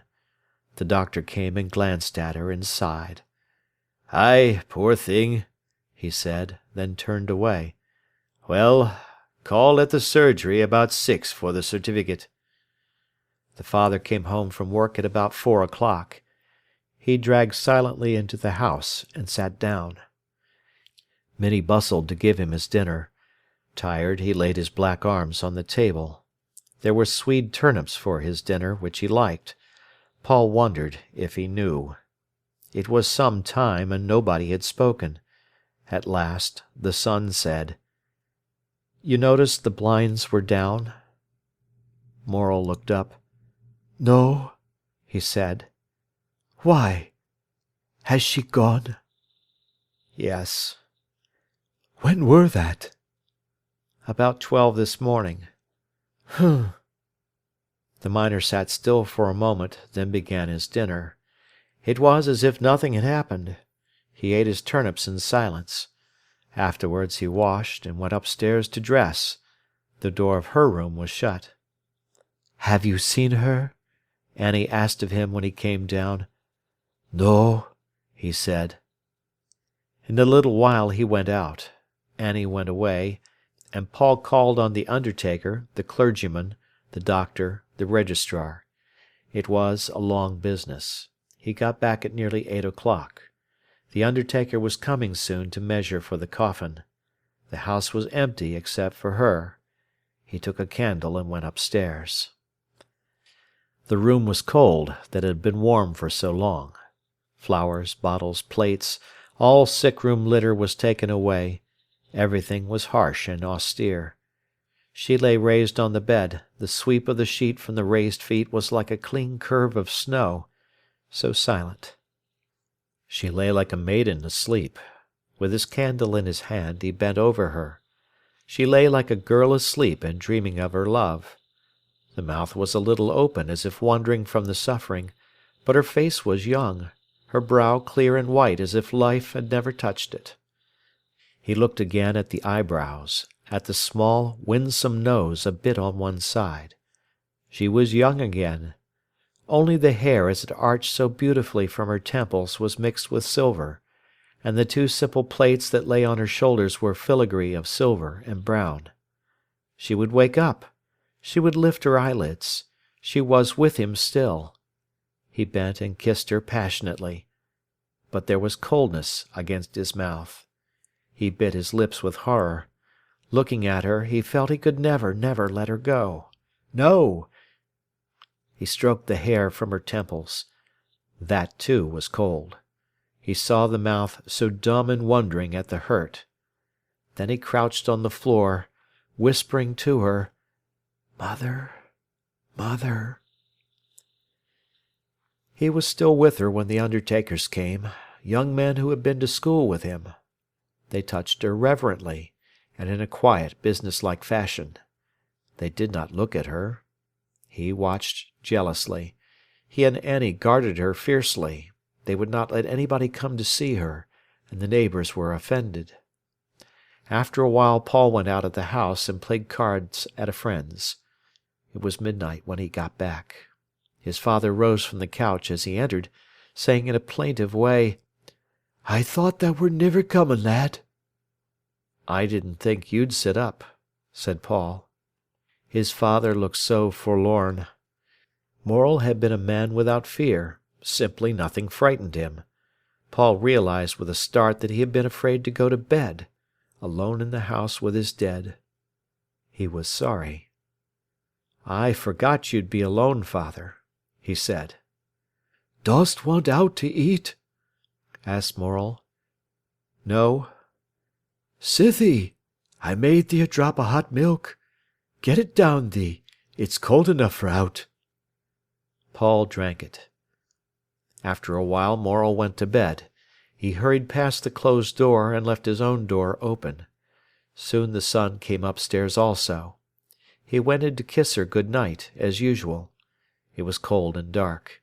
He wished they had kept her fire burning. Still she dreamed her young dream, but she would be cold. "My dear," he whispered, "my dear."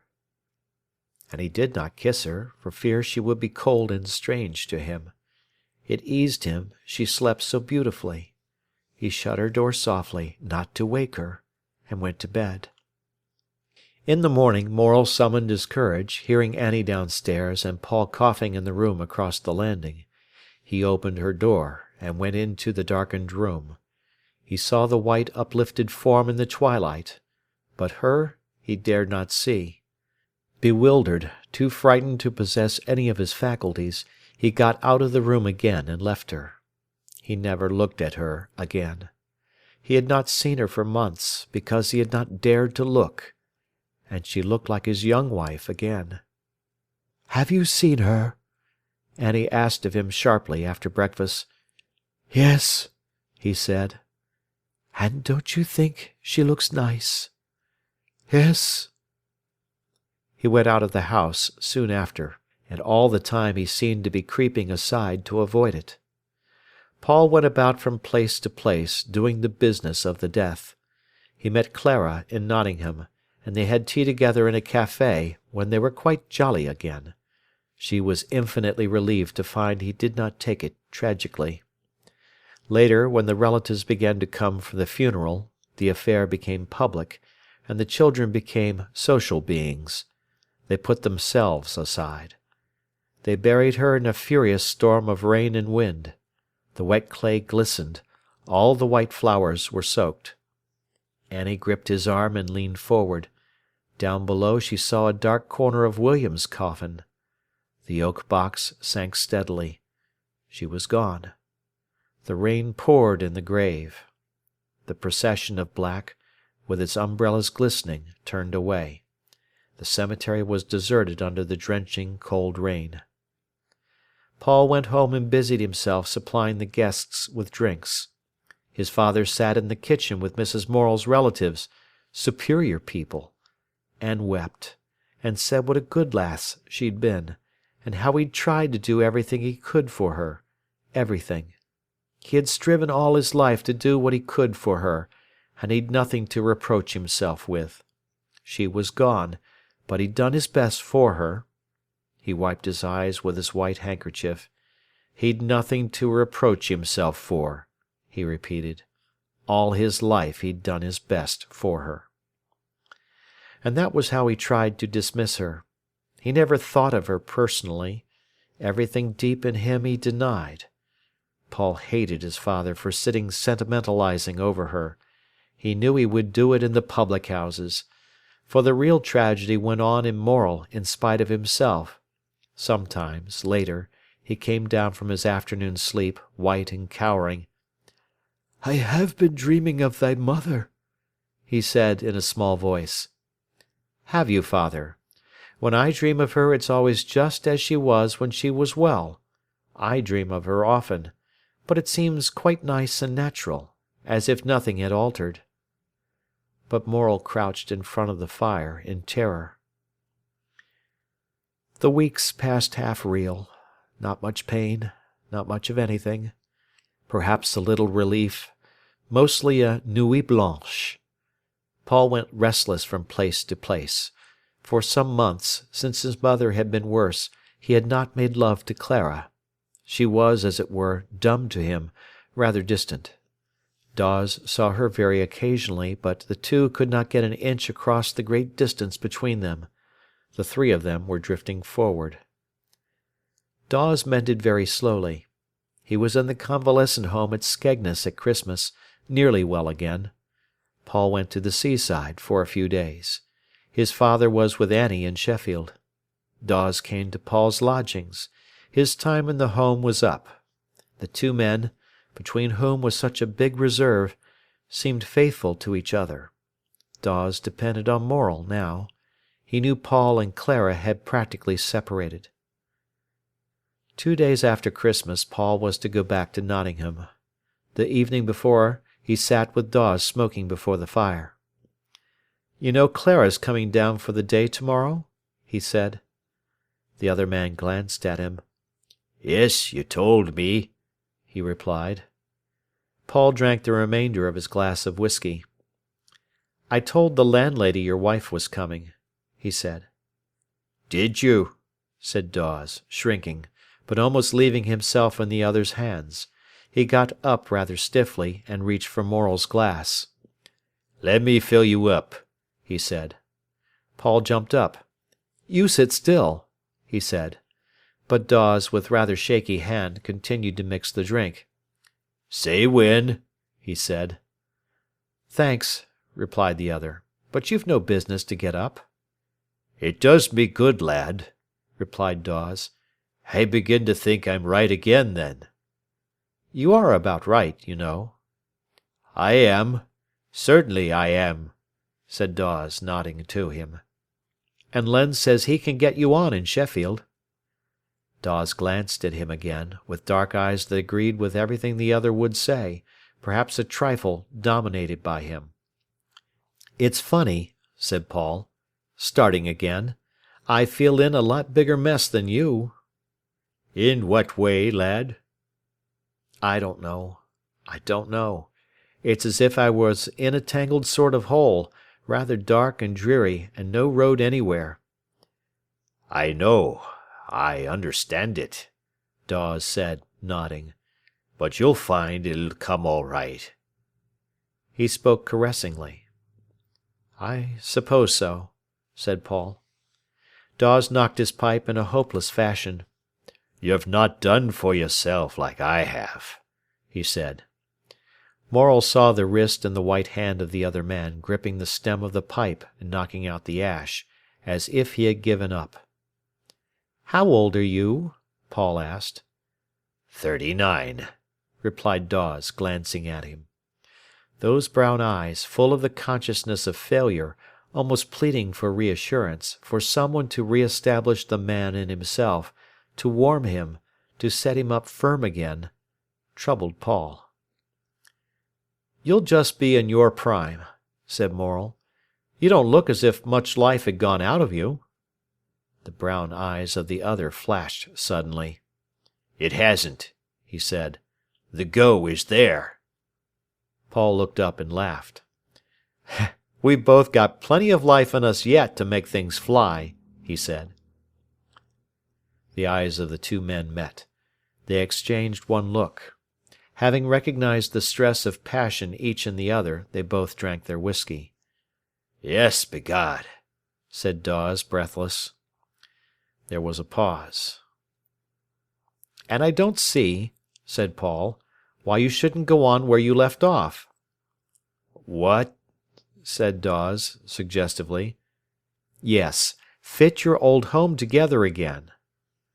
Dawes hid his face and shook his head.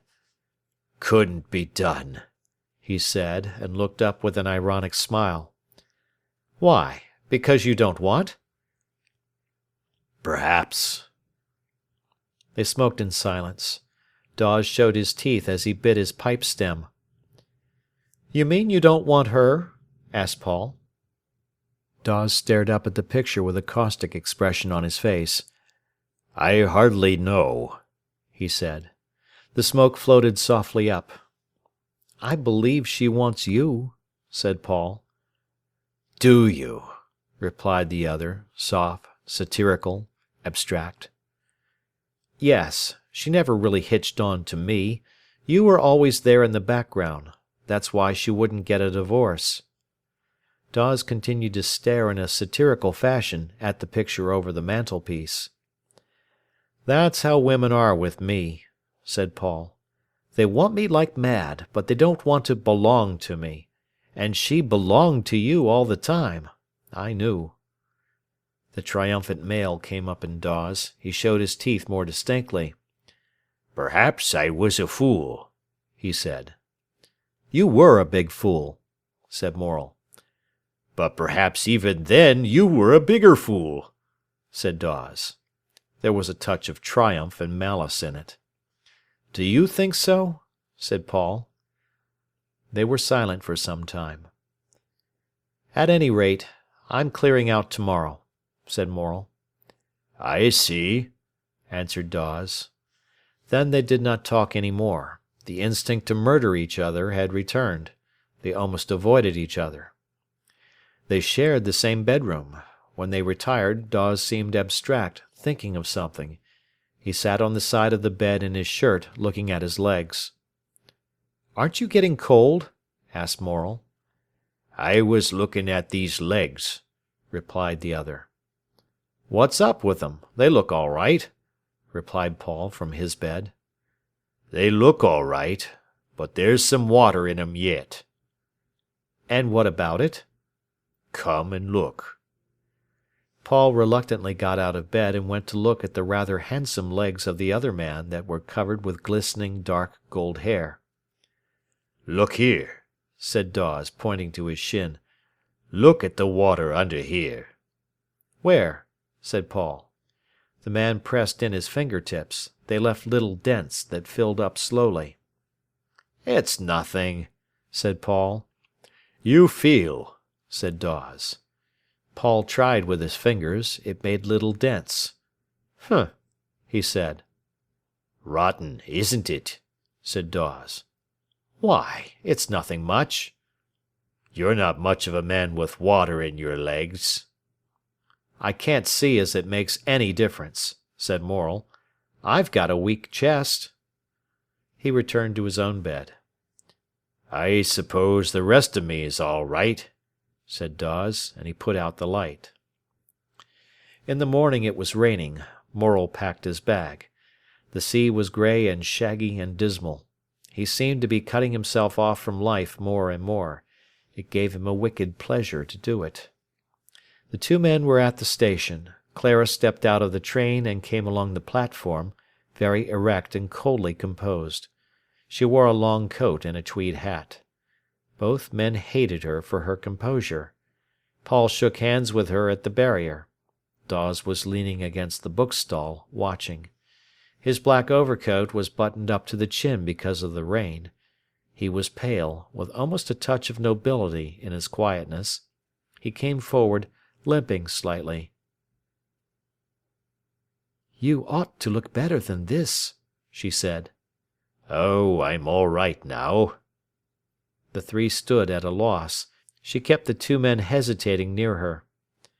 "Shall we go to the lodging straight off?" said Paul. "Or somewhere else?" "We may as well go home," said Dawes. Paul walked on the outside of the pavement, then Dawes, then Clara. They made polite conversation. The sitting-room faced the sea, whose tide, grey and shaggy, hissed not far off. Morel swung up the big armchair. "Sit down, Jack," he said. "I don't want that chair," said Dawes. "Sit down," Morel repeated. Clara took off her things and laid them on the couch. She had a slight air of resentment. Lifting her hair with her fingers, she sat down, rather aloof and composed. Paul ran downstairs to speak to the landlady. "I should think you're cold," said Dawes to his wife. "Come nearer to the fire." "Thank you, I'm quite warm," she answered. She looked out of the window at the rain and at the sea. "When are you going back?" she asked. "Well, the rooms are taken until tomorrow, so he wants me to stop. He's going back tonight." "And then you're thinking of going to Sheffield?" "Yes." "Are you fit to start work?" "I'm going to start." "You've really got a place?" "Yes, begin on Monday." "You don't look fit." "Why don't I?" She looked again out of the window instead of answering. "And have you got lodgings in Sheffield?" "Yes." Again she looked away out of the window. The panes were blurred with streaming rain. "And can you manage all right?" she asked. "I should think so. I shall have to." They were silent when Morel returned. "I shall go by the 4:20, he said as he entered. Nobody answered. "I wish you'd take your boots off," he said to Clara. "There's a pair of slippers of mine." "Thank you," she said. "They aren't wet." He put the slippers near her feet. She left them there. Morel sat down. Both the men seemed helpless, and each of them had a rather hunted look. But Dawes now carried himself quietly, seemed to yield himself, while Paul seemed to screw himself up. Clara thought she had never seen him look so small and mean. He was as if trying to get himself into the smallest possible compass. And as he went about arranging, and as he sat talking, there seemed something false about him and out of tune. Watching him unknown, she said to herself there was no stability about him. He was fine in his way, passionate, and able to give her drinks of pure life when he was in one mood. And now he looked paltry and insignificant. There was nothing stable about him. Her husband had more manly dignity. At any rate, he did not waft about with any wind. There was something evanescent about Morel, she thought, something shifting and false. He would never make sure ground for any woman to stand on. She despised him rather for his shrinking together, getting smaller. Her husband at least was manly, and when he was beaten, gave in. But this other would never own to being beaten. He would shift round and round, prowl, get smaller. She despised him. And yet she watched him rather than Dawes, and it seemed as if their three fates lay in his hands. She hated him for it. She seemed to understand better now about men, and what they could or would do. She was less afraid of them, more sure of herself. That they were not the small egoists she had imagined them made her more comfortable. She had learned a good deal, almost as much as she wanted to learn. Her cup had been full. It was still as full as she could carry. On the whole, she would not be sorry when he was gone. They had dinner, and sat eating nuts and drinking by the fire. Not a serious word had been spoken. Yet Clara realized that Morel was withdrawing from the circle, leaving her the option to stay with her husband. It angered her. He was a mean fellow, after all, to take what he wanted and then give her back. She did not remember that she herself had had what she wanted, and really, at the bottom of her heart, wished to be given back. Paul felt crumpled up and lonely. His mother had really supported his life. He had loved her. They two had, in fact, faced the world together. Now she was gone, and forever behind him was the gap in life, the tear in the veil, through which his life seemed to drift slowly, as if he were drawn towards death. He wanted someone of their own free initiative to help him. The lesser things he began to let go from him, for fear of this big thing, the lapse towards death, following in the wake of his beloved. Clara could not stand for him to hold on to. She wanted him, but not to understand him. He felt she wanted the man on top, not the real him that was in trouble. That would be too much trouble to her. He dared not give it her. She could not cope with him. It made him ashamed. So, secretly ashamed because he was in such a mess, because his own hold on life was so unsure, because nobody held him, feeling unsubstantial, shadowy, as if he did not count for much in this concrete world, he drew himself together, smaller and smaller. He did not want to die, he would not give in, but he was not afraid of death. If nobody would help, he would go on alone. Dawes had been driven to the extremity of life until he was afraid. He could go to the brink of death, he could lie on the edge and look in. Then, cowed, afraid, he had to crawl back, and like a beggar take what offered. There was a certain nobility in it. As Clara saw, he owned himself beaten, and he wanted to be taken back whether or not. That she could do for him. It was 3 o'clock. "I am going by the 4:20, said Paul again to Clara. "Are you coming then or later?" "I don't know," she said. "I'm meeting my father in Nottingham at 7:15, he said. "Then," she answered, "I'll come later." Dawes jerked suddenly, as if he had been held on a strain. He looked out over the sea, but he saw nothing. "There are 1 or 2 books in the corner," said Morel. "I've done with them." And about 4 o'clock he went.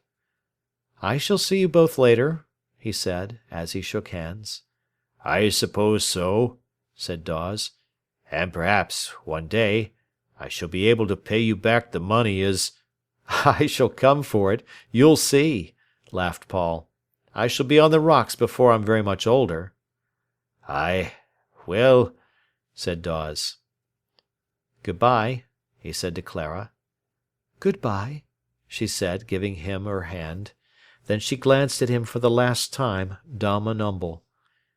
He was gone. Dawes and his wife sat down again. "It's a nasty day for travelling," said the man. "Yes," she answered. They talked in a desultory fashion until it grew dark. The landlady brought in the tea. Dawes drew up his chair to the table without being invited, like a husband. Then he sat humbly, waiting for his cup. She served him as she would, like a wife, not consulting his wish. After tea, as it drew nearer to 6 o'clock, he went to the window. All was dark outside. The sea was roaring. "It's raining yet," he said. "Is it?" she answered. "You won't go tonight, shall you?" he said, hesitating. She did not answer. He waited. "I shouldn't go in this rain," he said. "Do you want me to stay?" she asked. His hand as he held the dark curtain trembled. "Yes," he said. He remained with his back to her. She rose and went slowly to him. He let go the curtain, turned, hesitating, towards her. She stood with her hands behind her back, looking up at him in a heavy, inscrutable fashion. "Do you want me, Baxter?" she asked. His voice was hoarse as he answered, "Do you want to come back to me?" She made a moaning noise, lifted her arms, and put them round his neck, drawing him to her. He hid his face on her shoulder, holding her clasped. "Take me back," she whispered, ecstatic. "Take me back, take me back!" And she put her fingers through his fine, thin, dark hair, as if she were only semi-conscious. He tightened his grasp on her. "Do you want me again?" he murmured, broken. End of chapter. Sons and Lovers by D.H. Lawrence. Chapter 15. Derelict. Clara went with her husband to Sheffield, and Paul scarcely saw her again. Walter Morel seemed to have let all the trouble go over him, and there he was, crawling about on the mud of it just the same. There was scarcely any bond between father and son, save that each felt he must not let the other go in any actual want. As there was no one to keep on the home, and as they could neither of them bear the emptiness of the house, Paul took lodgings in Nottingham, and Morel went to live with a friendly family in Bestwood. Everything seemed to have gone smash for the young man. He could not paint. The picture he finished on the day of his mother's death, one that satisfied him, was the last thing he did. At work there was no Clara. When he came home he could not take up his brushes again. There was nothing left. So he was always in the town at one place or another, drinking, knocking about with the men he knew. It really wearied him. He talked to barmaids, to almost any woman, but there was that dark, strained look in his eyes, as if he were hunting something. Everything seemed so different, so unreal. There seemed no reason why people should go along the street, and houses pile up in the daylight. There seemed no reason why these things should occupy the space, instead of leaving it empty. His friends talked to him. He heard the sounds, and he answered, but why there should be the noise of speech, he could not understand. He was most himself when he was alone, or working hard and mechanically at the factory. In the latter case there was pure forgetfulness, when he lapsed from consciousness. But it had to come to an end. It hurt him so, that things had lost their reality. The first snowdrops came. He saw the tiny drop pearls among the gray. They would have given him the liveliest emotion at one time. Now they were there, but they did not seem to mean anything. In a few moments they would cease to occupy that place, and just the space would be where they had been. Tall, brilliant tram-cars ran along the street at night. It seemed almost a wonder they should trouble to rustle backwards and forwards. Why trouble to go tilting down to Trent Bridges? He asked of the big trams. It seemed they just as well might not be as be. The realest thing was the thick darkness at night. That seemed to him whole and comprehensible and restful. He could leave himself to it. Suddenly a piece of paper started near his feet and blew along down the pavement. He stood still, rigid, with clenched fists, a flame of agony going over him, and he saw again the sick room, his mother, her eyes. Unconsciously he had been with her, in her company. The swift hop of the paper reminded him she was gone. But he had been with her. He wanted everything to stand still, so that he could be with her again. The days passed, the weeks, but everything seemed to have fused, gone into a conglomerated mass. He could not tell one day from another, one week from another, hardly one place from another. Nothing was distinct or distinguishable. Often he lost himself for an hour at a time, could not remember what he had done. One evening he came home late to his lodging. The fire was burning low, everybody was in bed. He threw on some more coal, glanced at the table, and decided he wanted no supper. Then he sat down in the armchair. It was perfectly still. He did not know anything, yet he saw the dim smoke wavering up the chimney. Presently 2 mice came out, cautiously, nibbling the falling crumbs. He watched them, as it were, from a long way off. The church clock struck 2. Far away he could hear the sharp clinking of the trucks on the railway. No, it was not they that were far away. They were there in their places, but where was he himself? The time passed. The 2 mice, careering wildly, scampered cheekily over his slippers. He had not moved a muscle. He did not want to move. He was not thinking of anything. It was easier so.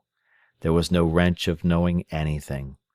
Then from time to time some other consciousness, working mechanically, flashed into sharp phrases. What am I doing? And out of the semi-intoxicated trance came the answer. Destroying myself.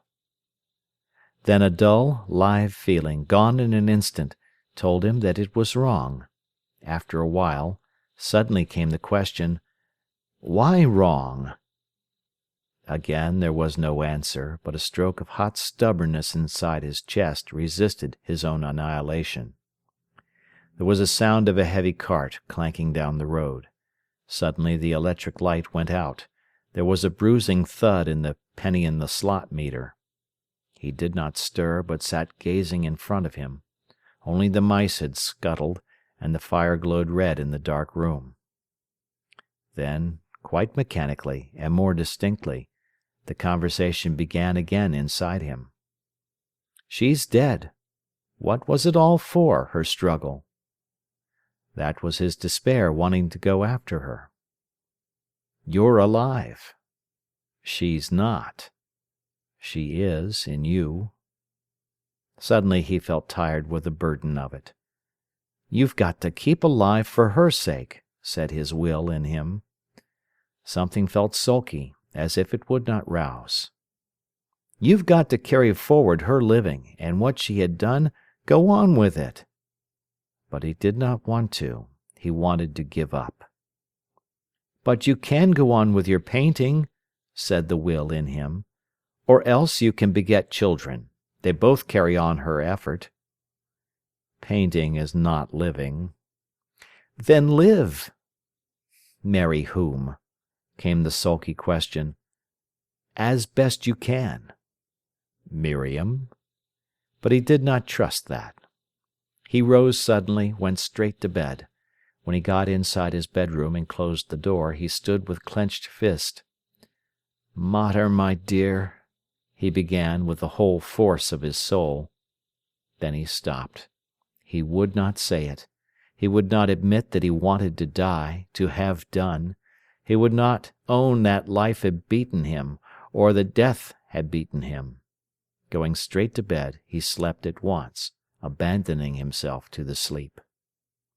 So the weeks went on. Always alone, his soul oscillated, first on the side of death, then on the side of life, doggedly.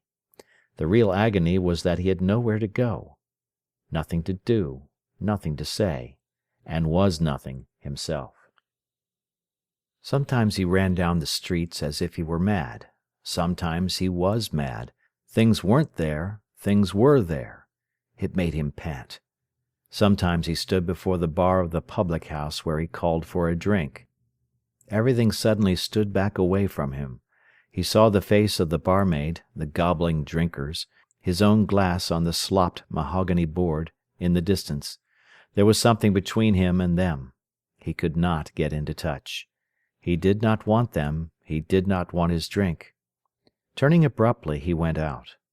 On the threshold he stood and looked at the lighted street. But he was not of it or in it. Something separated him.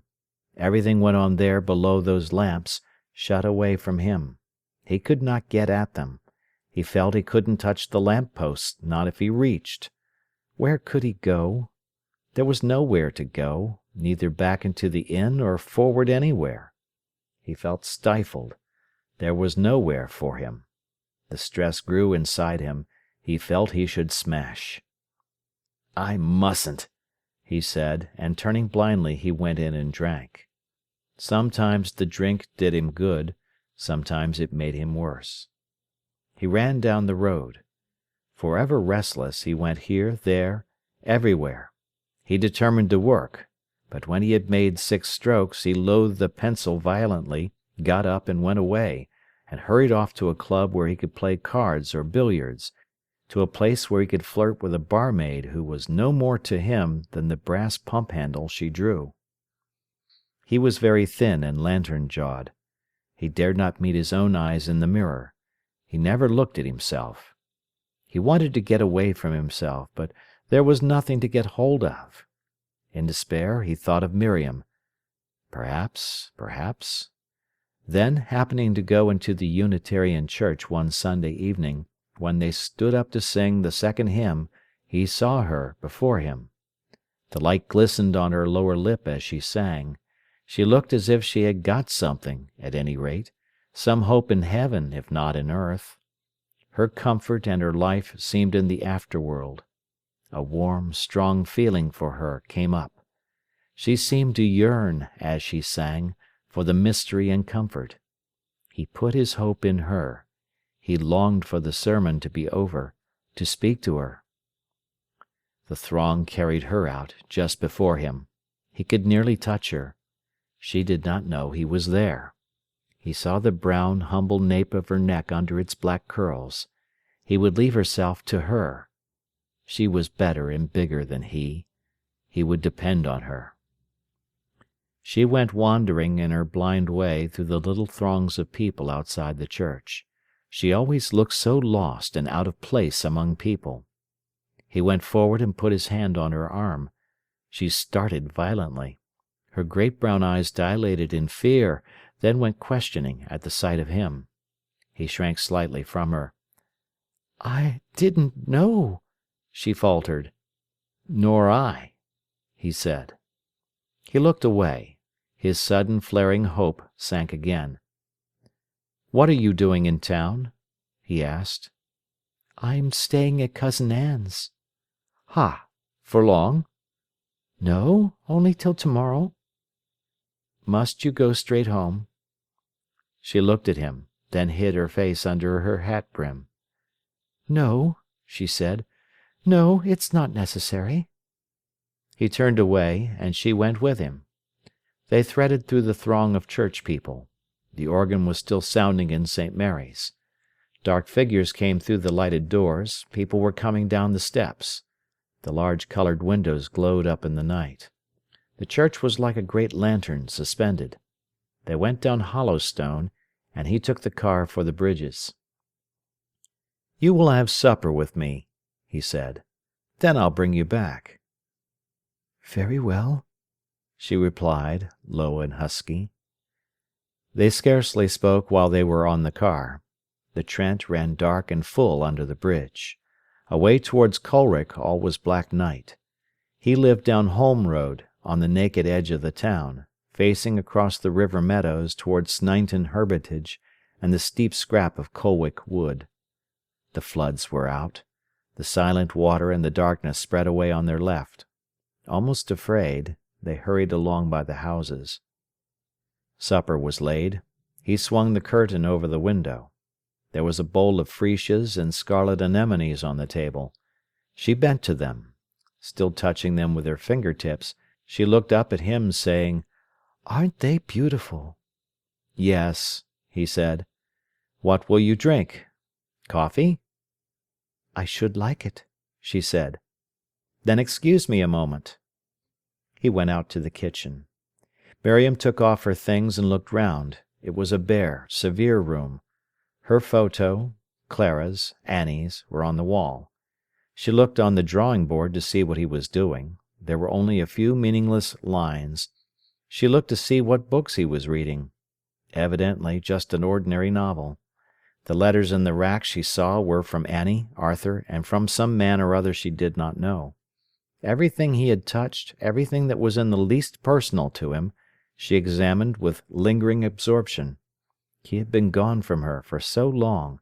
She wanted to rediscover him, his position, what he was now.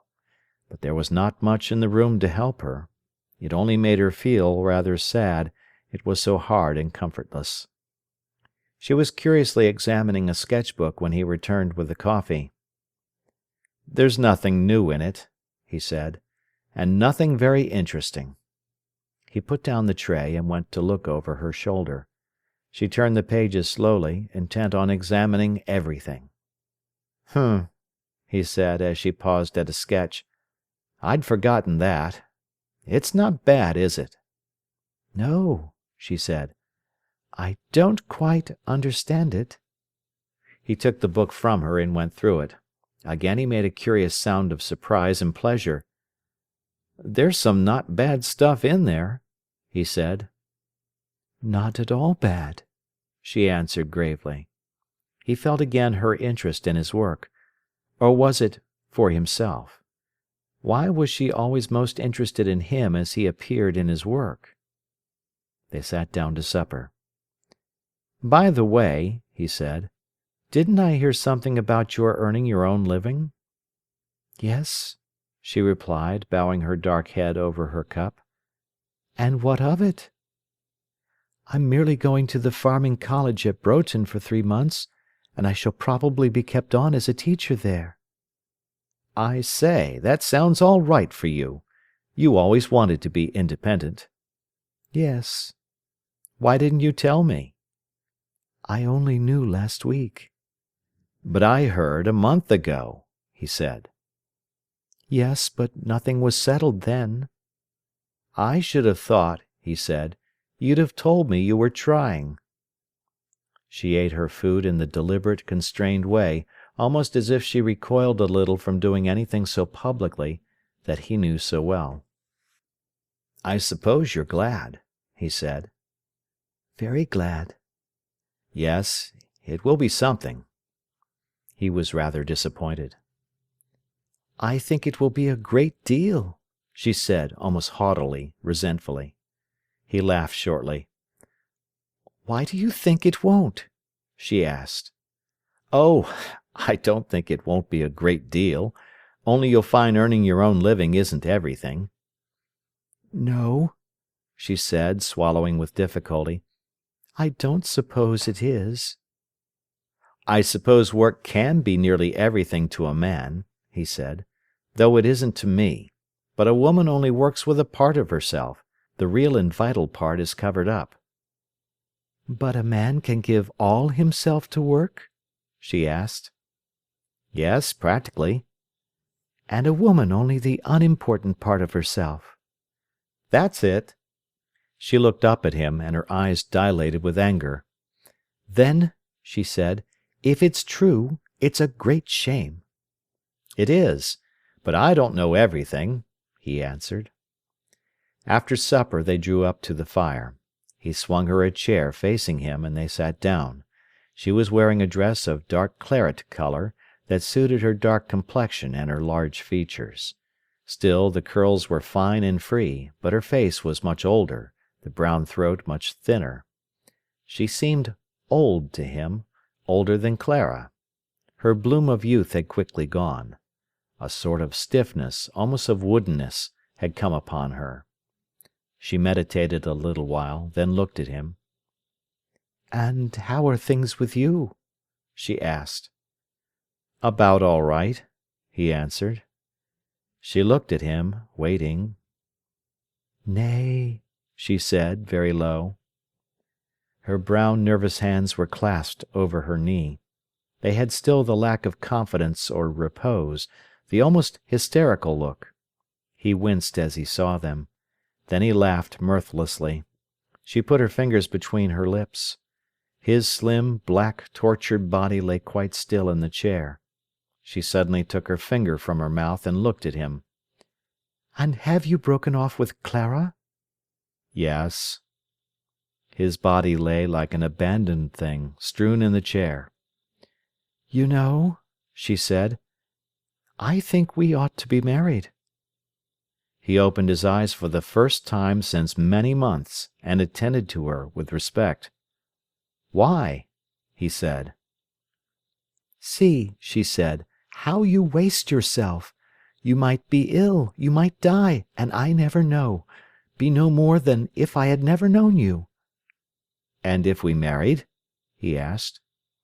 "At any rate I could prevent you wasting yourself and being a prey to other women like Clara." "A prey?" he repeated, smiling. She bowed her head in silence. He lay feeling his despair come up again. "I'm not sure," he said slowly, "that marriage would be much good." "I only think of you," she replied. "I know you do, but you love me so much, you want to put me in your pocket, and I should die there smothered." She bent her head, put her fingers between her lips, while the bitterness surged up in her heart. "And what will you do otherwise?" she asked. "I don't know. Go on, I suppose. Perhaps I shall soon go abroad." The despairing doggedness in his tone made her go on her knees on the rug before the fire, very near to him. There she crouched as if she were crushed by something, and could not raise her head. His hands lay quite inert on the arms of his chair. She was aware of them. She felt that now he lay at her mercy. If she could rise, take him, put her arms around him, and say, "You are mine," then he would leave himself to her. But dare she? She could easily sacrifice herself, but dare she assert herself? She was aware of his dark-clothed, slender body, that seemed one stroke of life, sprawled in the chair close to her. But no, she dared not put her arms round it, take it up, and say, "It is mine, this body. Leave it to me." And she wanted to. It called to all her woman's instinct. But she crouched and dared not. She was afraid he would not let her. She was afraid it was too much. It lay there, his body, abandoned. She knew she ought to take it up and claim every right to it. But could she do it? Her impotence before him, before the strong demand of some unknown thing in him, was her extremity. Her hands fluttered. She half lifted her head. Her eyes, shuddering, appealing, gone, almost distracted, pleaded to him suddenly. His heart caught with pity. He took her hands, drew her to him, and comforted her. "Will you have me? To marry me?" he said very low. Oh, why did he not take her? Her very soul belonged to him. Why would he not take what was his? She had borne so long the cruelty of belonging to him and not being claimed by him. Now he was straining her again. It was too much for her. She drew back her head, held his face between her hands, and looked him in the eyes. No, he was hard. He wanted something else. She pleaded to him with all her love not to make it her choice. She could not cope with it, with him, she knew not with what, but it strained her till she felt she would break. "Do you want it?" she asked very gravely. "Not much," he replied with pain. She turned her face aside. Then, raising herself with dignity, she took his head to her bosom and rocked him softly. She was not to have him then. So she could comfort him. She put her fingers through his hair. For her, the anguished sweetness of self-sacrifice. For him, the hate and misery of another failure. He could not bear it. That breast which was warm and which cradled him without taking the burden of him. So much he wanted to rest on her that the feint of rest only tortured him. He drew away. "And without marriage we can do nothing?" he asked. His mouth was lifted from his teeth with pain. She put her little finger between her lips. "No," she said, low and like the toll of a bell. "No, I think not." It was the end, then, between them. She could not take him and relieve him of the responsibility of himself. She could only sacrifice herself to him, sacrifice herself every day, gladly. And that he did not want. He wanted her to hold him and say, with joy and authority, "Stop all this restlessness and beating against death. You are mine for a mate." She had not the strength. Or was it a mate she wanted? Or did she want a Christ in him? He felt in leaving her he was defrauding her of life, but he knew that in staying, stilling the inner, desperate man, he was denying his own life, and he did not hope to give life to her by denying his own. She sat very quiet. He lit a cigarette. The smoke went up from it, wavering.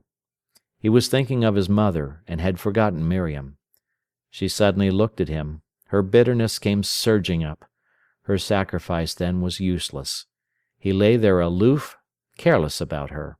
Suddenly she saw again his lack of religion, his restless instability, He would destroy himself like a perverse child. Well then, he would. "I think I must go," she said softly. By her tone he knew she was despising him. He rose quietly. "I'll come along with you," he answered. She stood before the mirror, pinning on her hat. How bitter, how unutterably bitter, it made her that he rejected her sacrifice. Life ahead looked dead, as if the glow were gone out. She bowed her face over the flowers, the freesias so sweet and springlike, the scarlet anemones flaunting over the table. It was like him to have those flowers. He moved about the room with a certain sureness of touch, swift and relentless and quiet. She knew she could not cope with him. He would escape like a weasel out of her hands. Yet without him her life would trail on lifeless. Brooding, she touched the flowers. "Have them," he said, and he took them out of the jar, dripping as they were, and went quickly into the kitchen. She waited for him, took the flowers, and they went out together, he talking, she feeling dead. She was going from him now. In her misery she leaned against him as they sat on the car.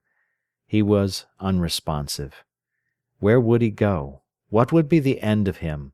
She could not bear it, the vacant feeling where he should be. He was so foolish, so wasteful, never at peace with himself. And now where would he go?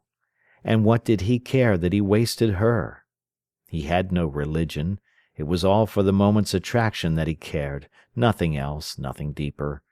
Well, she would wait and see how it turned out with him. When he had had enough he would give in and come to her. He shook hands and left her at the door of her cousin's house. When he turned away he felt the last hold for him had gone. The town, as he sat upon the car, stretched away over the bay of railway, a level fume of lights. Beyond the town, the country, little smouldering spots for more towns, the sea, the night, on, and he had no place in it. Whatever spot he stood on, there he stood alone. From his breast, from his mouth, sprang the endless space, and it was there behind him, everywhere. The people hurrying along the streets offered no obstruction to the void in which he found himself.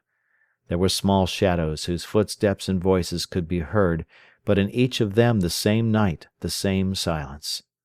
He got off the car. In the country all was dead still. Little stars shone high up. Little stars spread far away in the flood waters, a firmament below. Everywhere the vastness and terror of the immense night which is roused and stirred for a brief while by the day, but which returns and will remain at last eternal, holding everything in its silence and its living gloom. There was no time, only space. Who could say his mother had lived and did not live? She had been in one place and was in another, that was all. And his soul could not leave her, wherever she was. Now she was gone abroad into the night, and he was with her still. They were together. But yet there was his body, his chest, that leaned against the stile, his hands on the wooden bar. They seemed something. Where was he? One tiny upright speck of flesh, less than an ear of wheat lost in the field. He could not bear it. On every side the immense, dark silence seemed pressing him, so tiny a spark, into extinction, and yet almost nothing he could not be extinct.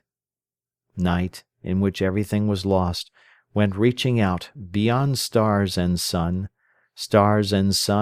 a few bright grains, went spinning round for terror, and holding each other in embrace, there in a darkness that outpassed them all, and left them tiny and daunted.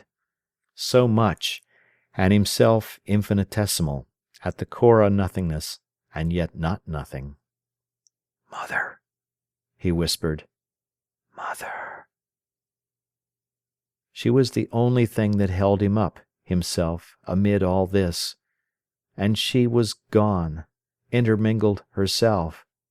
He wanted her to touch him, have him alongside with her. But no, he would not give in. Turning sharply, he walked towards the city's gold phosphorescence. His fists were shut, his mouth set fast. He would not take that direction, to the darkness, to follow her. He walked towards the faintly humming, glowing town, quickly. That is the end of Sons and Lovers. Thank you for listening.